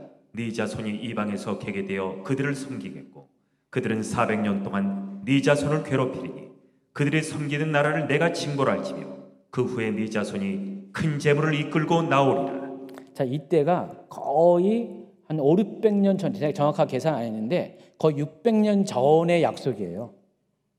거의 600년 전의 약속을 지금 하나님께서 600년 후에 이것을 성취시키시고 계신 것입니다. 또 창세기 46장 3절 4절에는 야곱이 이집트로 들어갈 때 하나님께서 또 이같이 동일한 약속을 하셨죠. 읽어주세요. 하나님이 이르시되 나는 하나님이라. 네 아버지의 하나님이니 애굽으로 내려가기를 두려워하지 말라. 내가 거기서 너로 큰 민족을 이루게 하리라. 내가 너와 함께 애굽으로 내려가겠고 반드시 너를 인도하여 다시 올라올 것이며. 자, 요셉이 이 약속이 드디어 성취가 되는 것이 바로 출애굽 사건이라는 것입니다. 38페이지로 넘어갑니다. 투트모스 3세가 죽은 지 4년 후 1446년 이스라엘 민족이 출애굽을 위한 드디어 첫 발을 내디게 됩니다. 자, 그 첫 번째 하나님의 계획은 그 첫 발이 뭐냐? 바로 이 출애굽을 위해서 역사의 중심 무대로 모세를 끌어내리는 겁니다. 끌어올리는 것입니다. 그래서 모세를 하나님의 산 호렙으로 초청을 합니다. 출애굽기 3장으로 넘어갑니다. 3장 1절. 모세가 그의 장인 미디안 제사장 이드로의 양떼를 치더니 그떼를 광야 서쪽으로 인도하여 하나님의 산 호렙에 이르매. 이 장에서는 루엘인데 여기서는 3장 1절에서는 이드로라고 소개를 하고 있습니다. 자, 그래서 출애굽기 3장은 하나님께서 호렙산에서 모세를 부르시는 장면으로 시작합니다. 여러분, 호렙산이 어디에 있을까요? 시내산에 있는 곳에 있어요. 또 시내산이 어디 있을까요? 호렙산에 있는 곳에 있습니다. 여러분, 이 호렙산과 시내산의 관계에 대해서 여러 가지 말들이 많은데 대충 3가지의 입장이 있습니다. 두 산은 같은 산 두 이름이다라고 보는 견해가 있어요. 같은 산인데 다르게 부르는 거다. 마치 르우엘과 이드로를 같은 사람인데 다르게 부르는 것처럼 호렙과 시내산은 같은 산인데 이름이 두 개다라고 보는 경향이 그 입장이 있고, 또 한 가지는 산은 같은 산인데 전체적으로 말하면 호렙산이고 그 호렙산의 정상 부분 산봉우리가 시내산이다. 이렇게 보는 입장이 있어요. 그리고 마지막 세 번째가 제가 이제 그림에서 보여준 것처럼 이렇게 한 산에 두 봉우리가 있는데 하나는 호렙산이라고 불렀고 하나는 시내산이라고 부른다. 이렇게 보는 경향이 있습니다. 여러분 어떨 것 같아요? 어떤 게 맞을 것 같아요? 나중에 기회가 있으면 가서 확인해 보세요. 아마 제가 이제 요 뒤에 이제 출애굽 가정의 시내산에 이르는 가정에 보면은 요 부분을 다시 또 구체적으로 언급할 때 제가 또 그때 이야기를 합니다. 대충 이런 의견이 있다는 사실만 아시기 바랍니다. 어떤 주장이 100% 옳은지는 모르지만 중요한 것은 호렙산의 위치가 어디냐가 또 중요합니다. 호렙산은 과연 어디에 있을까? 이 시내산은 과연 어디에 있을까? 그래서 이것은 출애굽 경로와 관련돼서 굉장히 중요한 의미를 갖고 있어요. 그래서 이 호렙산이 출애굽 루트와 관련돼서 두 가지의 가능성이 있습니다. 첫 번째는 이집트 시나이 반도에 있는 예벨무사라는 산입니다. 다시 지도를 보시면은요, 여러분이 잘 알고 있는 그 시내산은 저기 이렇게 역삼각형으로 된 시나이 반도 있죠. 시나이 반도의 아래쪽 보면은 저기 초록색으로 시내산이라고 표시되어 있죠. 이게 전통적으로 알고 있는 시내산의 위치입니다. 이집트어로 예벨무사라고 합니다. 예벨무사라는 곳인데 산이 다 거의 3,000m 육박하는 굉장히 높은 산이죠. 2,000 몇백 미터 되는. 보통 여러분 이제 이렇게 성지순례 가면 이집트로 성지순례 가면 여길 가거든요. 관광 코스로 가는 곳이 여기입니다. 그리고 또 한 가지 후보지가 아라비아 반도에 있는 옛 미디안 땅에 있는 라우즈산입니다. 오른쪽에 있죠. 아까 모세가 도망갔던 그 미디안 땅에 있는 곳.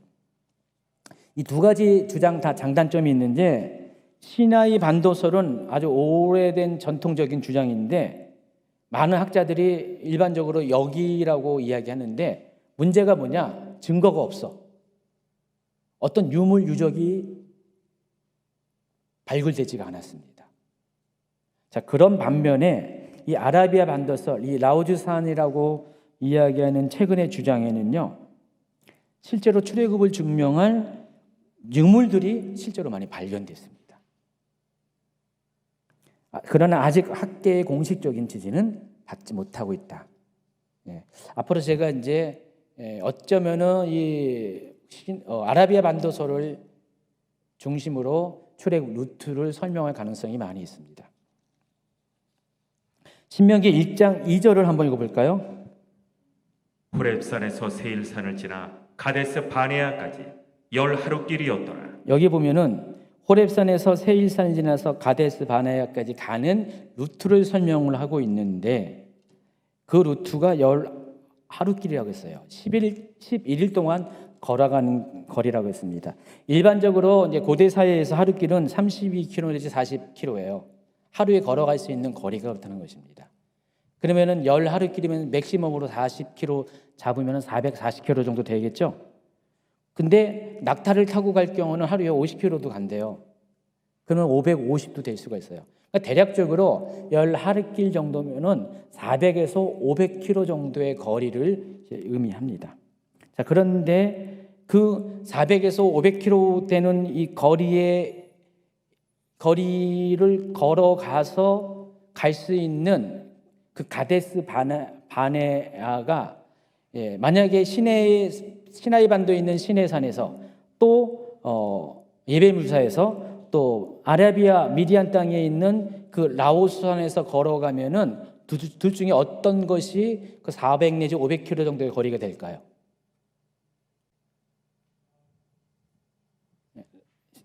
시내산인가요? 시나이 반도? 예배물산가요? 아니면 라오스산인가요? 실은 똑같아요. 거리적으로는 거의 차이가 없어요. 그래서 이걸로 요 열 하루길이라는 거리를 보면은 우리가 이것을 이렇게 분별할 수가 없어요. 그런데 그 중간에 세일산을 보면은 힌트가 나와 있습니다. 여러분 세일산이 어디에 있냐? 66번 PPT 보시면 바로 여기에 있습니다. 세일산이 어디예요? 에돔 족속이 살던 데. 고대 에돔이 살던 데가 지금의 요르단 쪽인데 여기가 세일산이에요. 자, 그러면은 보세요. 만약에 여러분이 이 신명기 1장 2절의 루트로 시내산에서 호렙산에서 저쪽 가데스 바네아는 저기 네게부 그 네게부 경계 쪽에 있는 시내 광야랑 네게부 광야의 경계점에 있는 바로 저곳입니다. 근데 저기까지 가려면 어떻게 돼요? 만약에 여기 예벨 무사에서 저쪽으로 가면 어떻게 돼요? 굳이 세일산을 들릴 이유가 없잖아요, 그렇죠? 세일산은 어떻게 해요? 요단 동편이거든요. 요단 동편을 이쪽으로 갔다가 이쪽으로 갈 이유가 없죠. 근데 만약에 이 라우주산에서 가데스 바네아까지 가려면 어떻게 됩니까? 당연히 세일산을 거쳐가야 돼요. 자, 이걸 통해서 간접적으로 증명되는 게 저 시내산, 호렙산이 아마도 이쪽에 미디안 땅에 있을 가능성이 높아요. 이 거리 정황을 봐더라도 그렇다는 것입니다. 자, 모세는 평소대로 장인 이드로의 양떼를 몰아서 광야 서쪽의 호렙산에 이르게 됩니다. 근데 그곳에서 놀라운 광경을 보게 됩니다.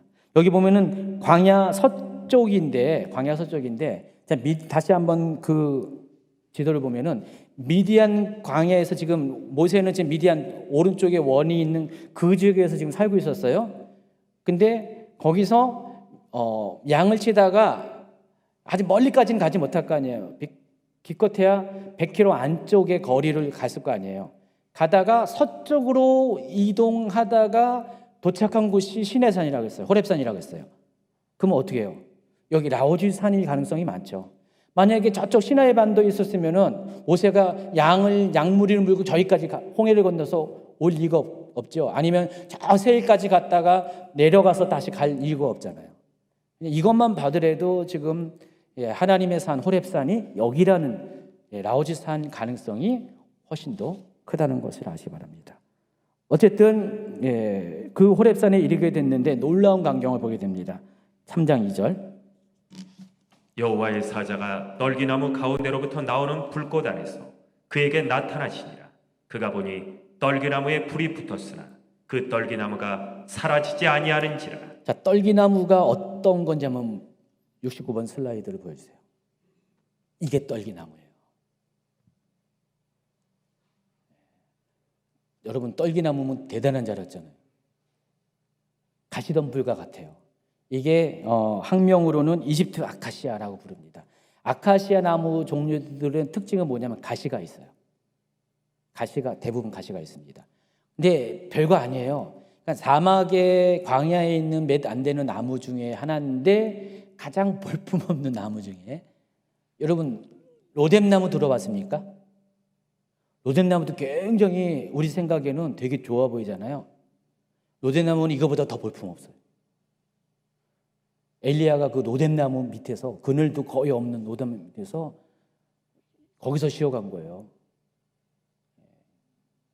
여러분 이렇게 성경에서 여러분이 이렇게 기대하고 있는 나무들과 실제 보면은 정말 다르다는 것을 알 수가 있습니다. 자, 떨기나무는 저게 가시덤불과 같은 건데, 만약에 누군가가 불을 붙였어요. 저거 몇 분이면 탈까요? 5분이면 타겠죠. 그런데 5분이면 탈 게 계속해서 타고 있는 거예요. 어떻게 타고 있는지 한번 보여줄까요? 저렇게 타고 있어요. 모세는 저 멀리서 저 광경을 봤어요. 지금 산 아래에서 저 광경을 본 거예요. 저 떨기나무가 어디에 있었냐? 호렙산에 있었던 거예요. 뭐 호레산에 아마 최소한 중턱 이상 정상에까지 있는지 모르겠지만은 기슭에는 있지 않았을 거예요. 하나님이 무슨 기슭에 임하진 않았을 거 아니에요. 보통 하나님은 산 정상으로 임하시거든요. 예, 그래서 아마 저 산 정상 가까운 쪽에 저기 그 껄기나무가 이렇게 타고 있었을 거예요. 그러니까 모세가 저 밑에서 보니까 너무 신기한 거예요. 이런 일이 있을 수가 없어요. 거기까지 올라가려면 한 몇 시간 걸렸을 텐데도 계속 불이 꺼지지 않고 저렇게 타고 있었습니다. 그래서 3장 3절에 보니까 이렇게 말합니다. 이에 모세가 이르되 내가 돌이켜 가서 이 큰 광경을 보리라. 떨기나무가 어찌하여 타지 아니하는고 하니. 평생에 한번 볼까 말까 하는 아주 진기한 광경을 본 거예요. 그래서 모세가 지금 하나님이라는 것을 전혀 생각도 못했고 거기 가서 그것을 보러 간 겁니다.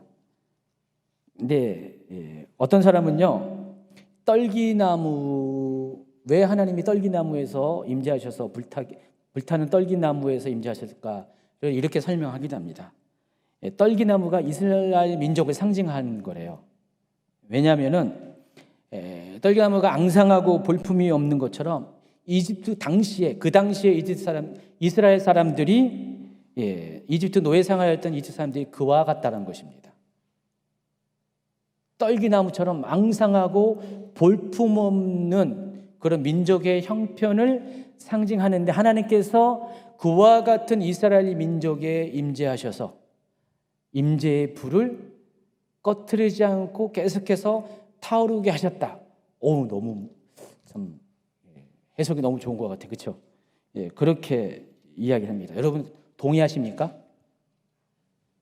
여러분의 인생이 정말 아주 백향목과 같은 사람이 있는데 종려나무와 같은 그런 삶을 사는 사람이 있잖아요. 그렇죠?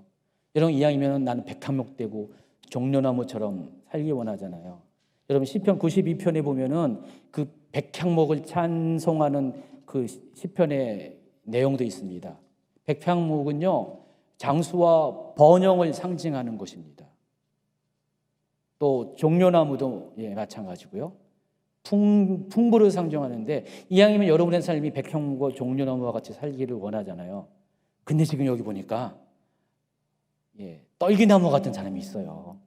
근데 하나님은 신기하게도 놀랍게도 떨기나무 가운데 임하셨어요.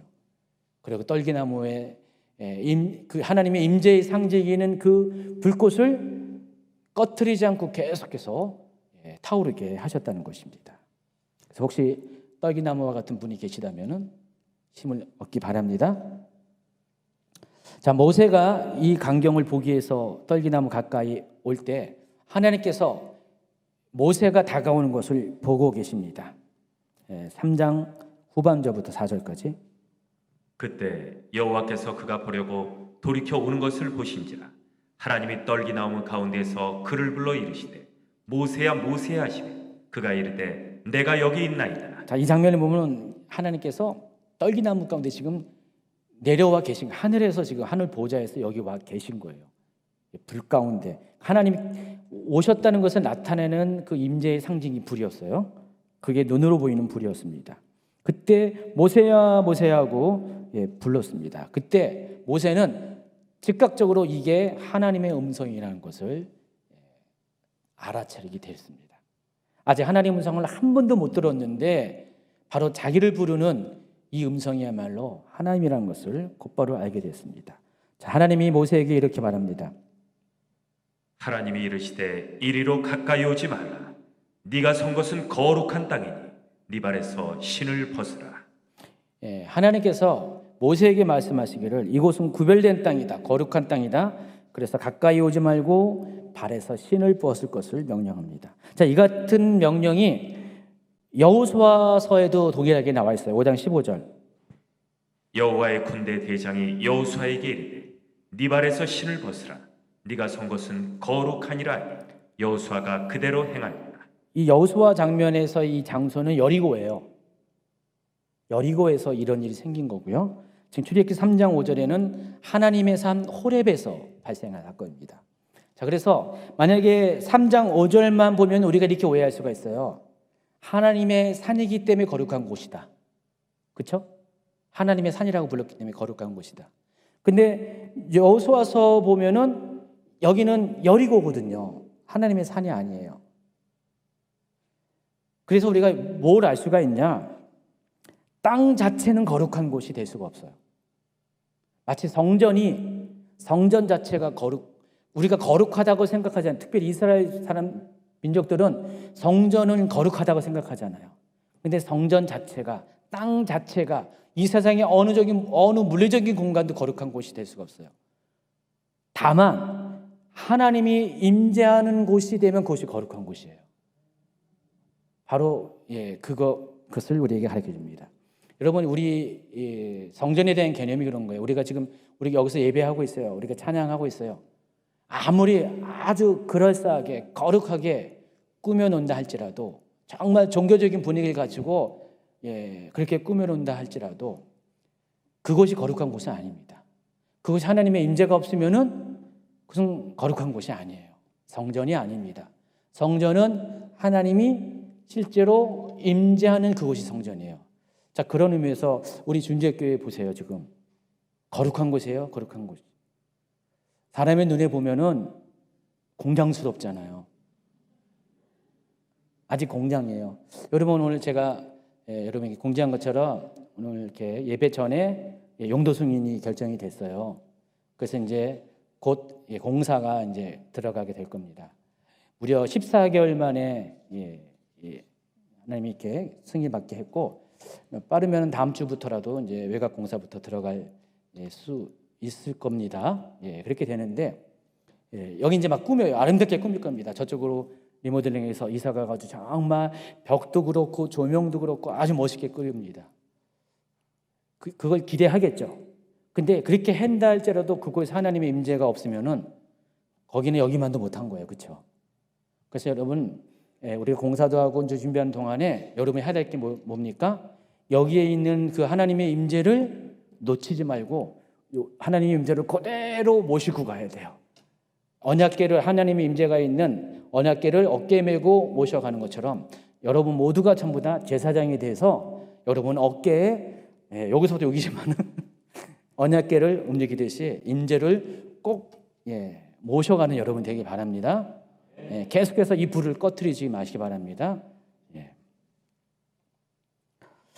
그래서 하나님께서 신을 버리라 하신 명령한 이유가 몇 가지가 있는데, 첫 번째는 죄인인 인간은 거룩하신 하나님 앞에 감히 설 수 없습니다. 그래서 이 신이 의미하는 게 뭐냐면은 우리가 밟고 다녔던 세상에 때가 묻은 모든 것입니다. 곧 뭐예요?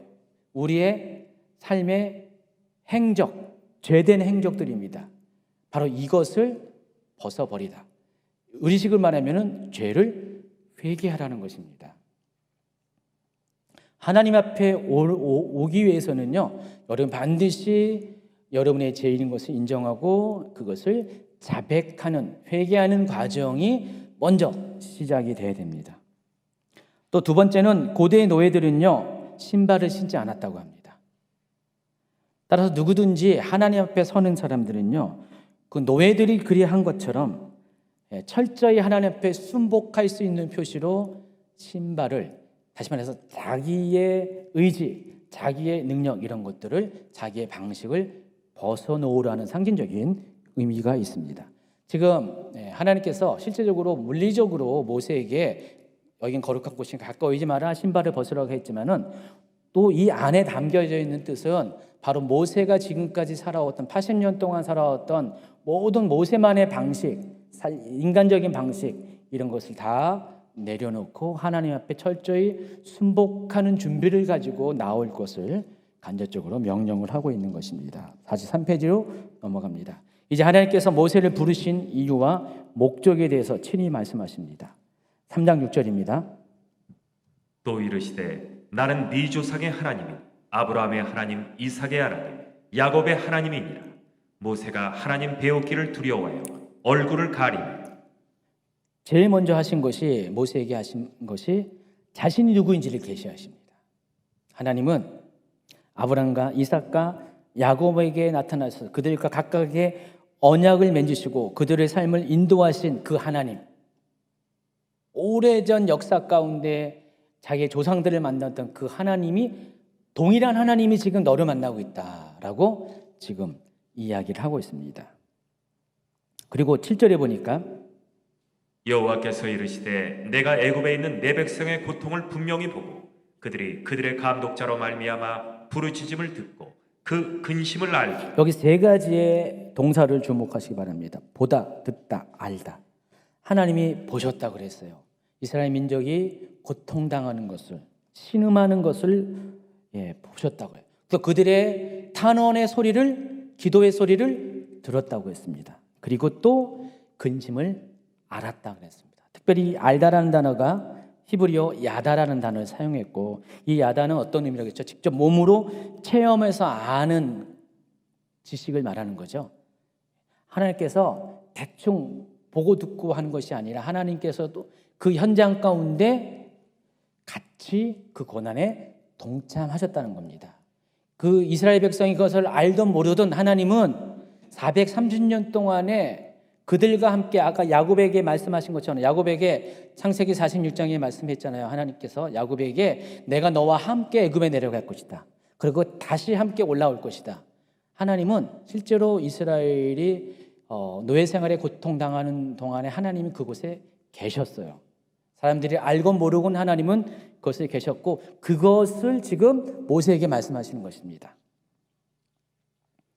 또 3장 8절에 보니까 하나님께서는 이스라엘 민족을 이집트의 손에서 건져내서 그들을 인도해서 약속의 땅으로 데려간 것을 약속을 하셨어요. 8절. 여기도 보니까 내가 내려가서 그들을 이집트 손에서 건져내고 그들을 약속의 땅으로 인도하시겠다. 직접적으로 하나님께서 관여를 하시는 것입니다. 하나님이 주도하시겠다는 것을 표현을 하고 있습니다. 이와 같이 이스라엘과 고통을 함께 하시는 하나님의 마음이 출애굽의 사건을 시작하게 한 거예요. 출애굽 사건은 어쩌다 우연찮게 일어나는 것이 아니라 처음부터 이스라엘 민족과 함께했던 하나님께서 하나님의 그 계획 가운데 하나님의 때가 이르렀을 때 그 때에 맞춰서 카이로스에 맞춰서 지금 일으킨 역사가 출애굽 사건이고 그것을 위해서 하나님께서는 한 사람 모세를 택하셨다는 것입니다. 그래서 출애굽의 역사는 모세를 택하는 장면으로부터 시작이 될 수밖에 없습니다. 사도행전 3장 10절. 이제 내가 너를 바로에게 보내어 너에게 내 백성 이스라엘 자손을 애굽에서 인도하여 내게 하리라.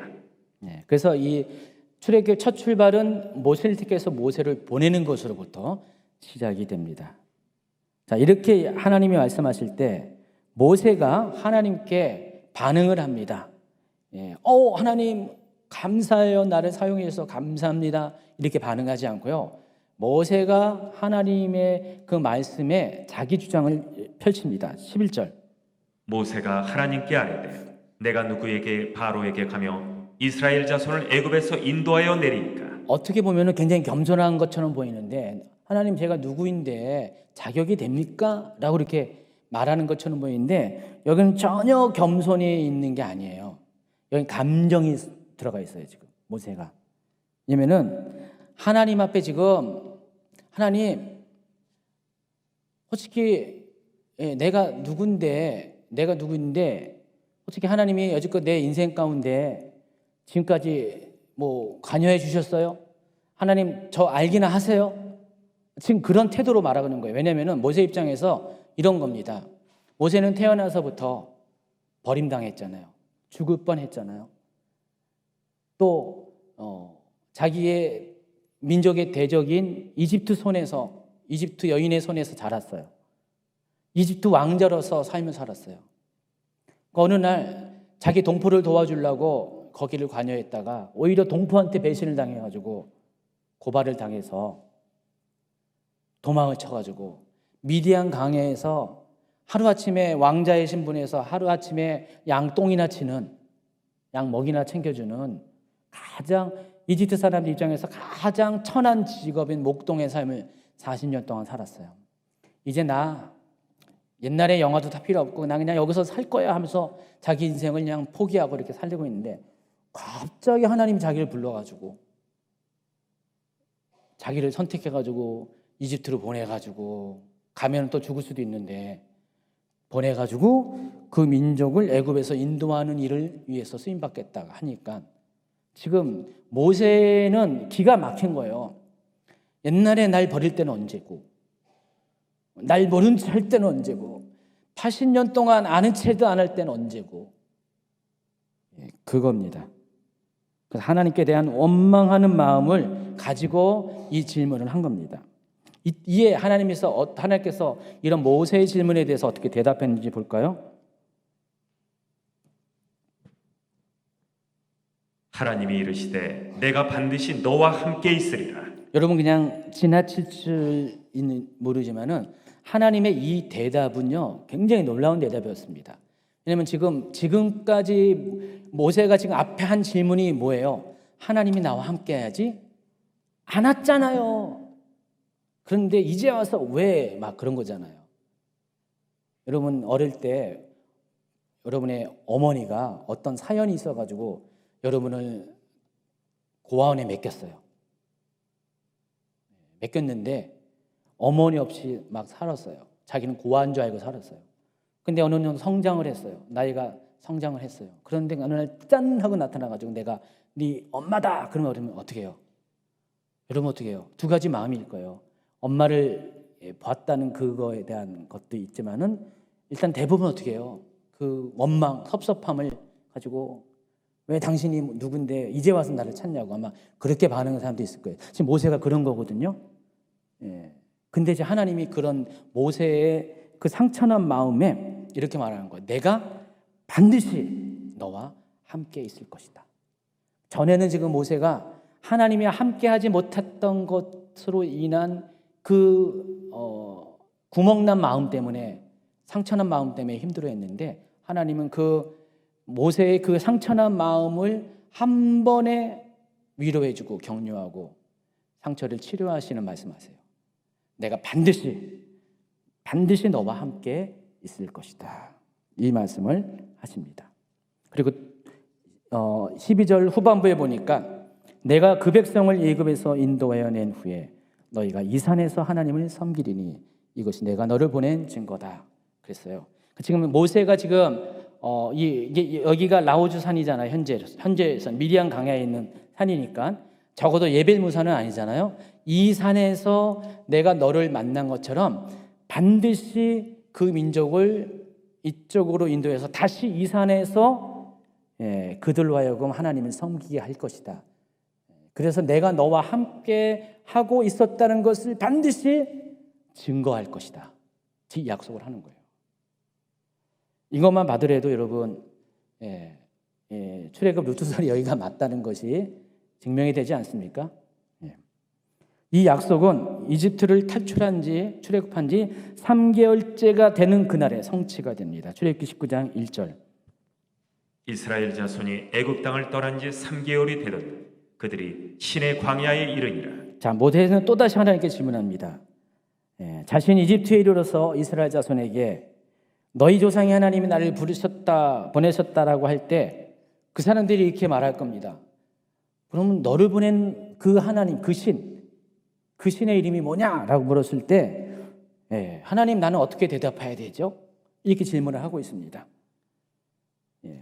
여러분 이 전까지는요 사람들이 하나님의 이름을 몰랐어요. 하나님의 이름이 여호와인 줄을 몰랐어요. 어떻게 불렀어요 하나님을요? 누구누구의 하나님, 아브라함의 하나님, 이삭의 하나님, 야곱의 하나님, 우리 조상의 하나님. 또 창세기 때는 어떻게 불렀습니까? 엘로힘.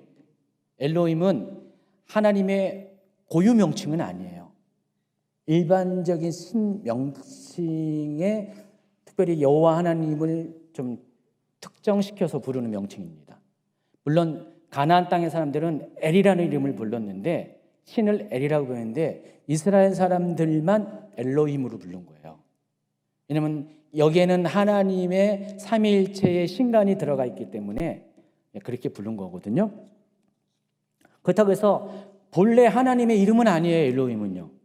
그냥 신이라는 뜻이에요. 전능하신 하나님, 전능한 신 이런 뜻입니다.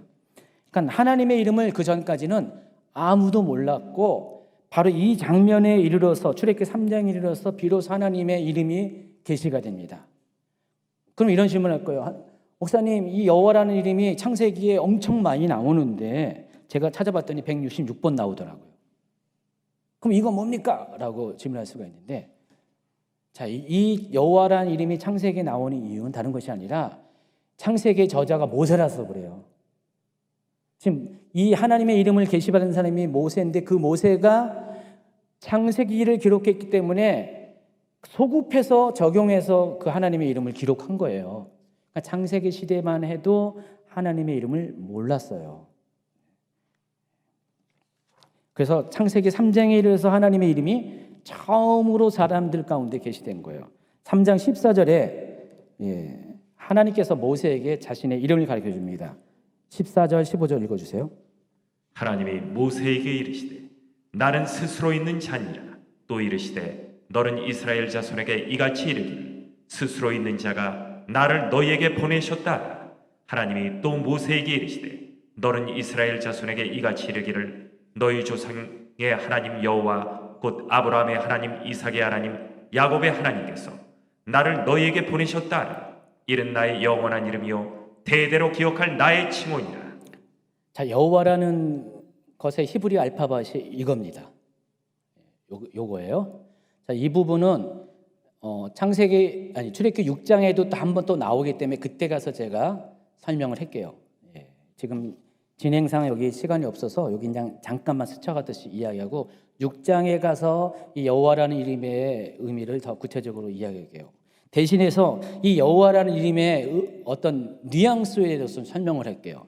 제가 어떤 그 게시물을 봤는데 참 독특하면서 좀 공감이 되더라고요. 그래서 어제 최 목사님한테 그 얘기를 하면서 물어봤어요. 공감을 하냐고 했더니 공감이 된다 그래서 제가 여러분에게 소개하는 겁니다. 이 여호와라는 의미가 어떤 의미인지를 설명을 하면 이겁니다.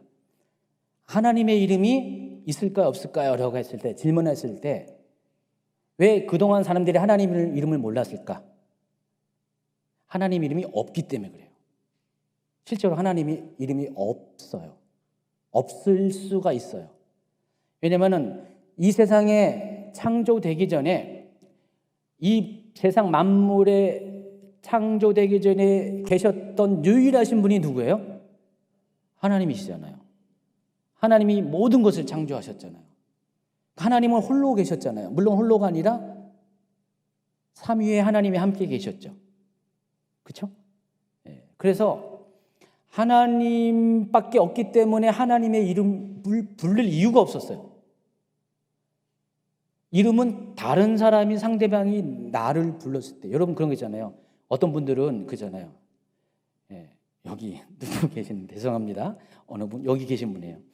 고등학교 다닐 때까지 학교에서 내 이름을 들어본 적이 없으시다 그래요. 누구 동생, 누구 형. 여기 재전할 때 얘기했어요. 그렇게 부른 거 있잖아요. 내 존재가 누가 나를 부를 특별한 이유가 없으면은 이름이라는 게 의미가 없잖아요. 그래서 하나님은 원래 이름이 없었다는 거예요. 그런데 이 장면에서 모세가 하나님의 이름을 물으니까 하나님이 이렇게 대답한 거예요. 나다 그거예요. 그래서 여호와라는 이름은 I am이라는 뜻이에요. 나다예요, 나다. 여러분 이렇게 이런 거 있잖아요. 자녀가 이렇게 집안에 있는 엄마가 이제 출타했습니다. 바깥에 나갔다가 들어왔어요. 근데 엄마가 두들겨가지고 문 열어달라고 그렇게 합니다. 그랬더니 누구세요? 그랬더니 여기 최은영 목사님이 엄마면은 나 최은영이야 이렇게 합니까?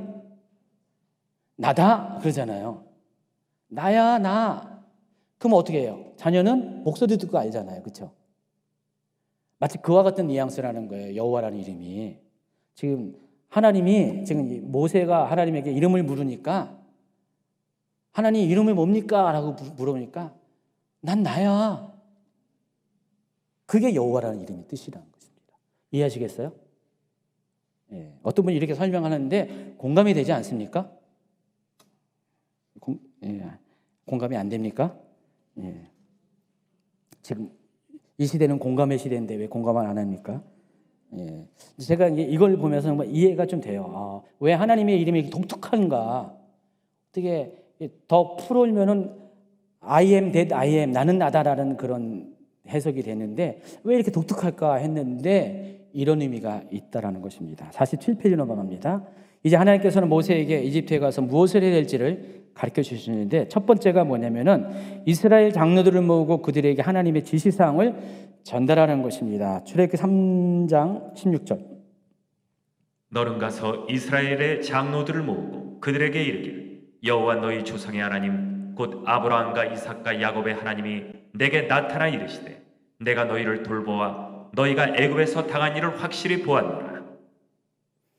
내가 말했거니와 내가 너희를 하면서 이렇게 인도하서 땅으로 올라갈게 할 것이다 라고 합니다. 자, 하나님께서 첫 번째로 모세가 이집트의 땅으로 가서 해야 될 것이 첫 번째 해야 될 것이 하나님의 계획을 알려주는 것이라고 했습니다. 여러분, 출애굽은 대상자가 이스라엘 민족이에요. 그들이 나오는 게 출애굽입니다. 아무리 모세가 그 일이 준비될 때 할지라도 그 민족이 나오지 않으면 그건 출애굽이 아니에요. 그래서 하나님께서는 이 일을 첫 번째로 하라는 이유가 다른 것이 아니라 출애굽의 당사자인 이스라엘 민족이 왜 출애굽해야 되는지 그 필요성과 떠나야 될 동기를 분명하게 알려주라는 것입니다. 그러니까 그들을 여지껏 지켜보고 함께했던 그 조상의 하나님, 아브라함의 하나님, 이삭의 하나님, 야곱의 하나님께서 그 약속대로 그들을 이끌어내어서 원래 하나님이 약속했던 그 약속의 땅으로 이끌어내시는 것이 바로 출애굽이다. 하나님이 하고자 하는 계획이다라는 것을 알려주라는 것입니다. 두 번째는 이제는 그 대상이 이집트 왕 파라오에게 하나님의 계획을 알려주라는 것입니다. 18절 후반부. 너는 그들의 장로들과 함께 애굽 왕에게 이르기를 히브리 사람의 하나님 여호와께서 우리에게 임하셨은즉 우리가 우리 하나님 여호와께 제사를 드리려 하오니 사흘 길쯤 광야로 가도록 허락하소서 하라. 하나님께서 당사자인 이스라엘 민족과 또 다른 상대적인 당사자인 이집트 왕 파라오에게 이것을 알려줌으로써 하나님의 계획을 지금 공포하고 있습니다. 하나님이 이렇게 행할 것이다. 예고하고 있습니다. 예고하고 있는 거예요. 하나님의 계획이 이런 것이다. 근데 이스라엘 민족에게는 하나님의 계획의 전부를 알려주시는데 파라오에게는 일부만을 알려주십니다. 전체를 알려주지 않고 왜 사흘길입니다. 왜 사흘길만 가서 잠시 제사들이 이렇게 한다고 말합니까? 원래 하나님 계획 그건 아니잖아요. 이스라엘 백성을 완전히 탈출시키는 것인데, 근데 하나님은 그 전체를 이야기하지 않고 일부만을 이야기합니다. 근데 이렇게 하신 이유가 만약에 처음부터 이스라엘 백성에게 한 것처럼 전체를 이야기하면은 파라오는 당연히 거기에 절대적인 전격적인 반대를 했을 것입니다. 그래서 하나님은 조금씩 자신의 계획을 상대편인 파라오에게 알려주면서 하나님의 계획을 이끌어 가십니다. 여러분, 이것을 영적 전쟁의 차원에서 이해한다면은 여러분, 이 출애굽이 성도의 구원의 전 과정을 이야기하는 것이라면은 이 영적 전쟁에서 그래서 우리가 이 성도의 구원과 성결의 과정, 가나안 땅에 가는 것이 성결의 과정인데 거기까지 도달하는 과정 속에 우리는 모든 영적 전쟁의 그런 과정에서 한 번에 적에게 이런 것들을 노출시키는 것이 아니라 조금씩 우리의 계획들을 이렇게 단계별로 이렇게 드러내서 더 성취해가는 것이 바로 성도의 구원의 과정 속에 필요한 전략이라는 것을 가르쳐줍니다. 자, 3장 19, 20절에 보면은 이에 대한 파라오의 반응이 어떤 것인지를 알려주는데 이 과정을 통해 하나님께서는 이 출애굽의 의미가 단지 이스라엘 민족을 탈출시키는 것만인 것이 아니라 동전의 양면으로 한 가지는 이집트를 심판하고자 하는 것이 하나님의 계획이라는 것을 알 수가 있습니다. 자, 이것은 이미 창세기 15장 13, 14절에 하나님께서 이미 말씀하셨던가 맥을 같이 하고 있습니다. 결국 이스라엘 백성은 이집트 사람들의 물품을 취해서 탈출하게 될 것도 알려줍니다.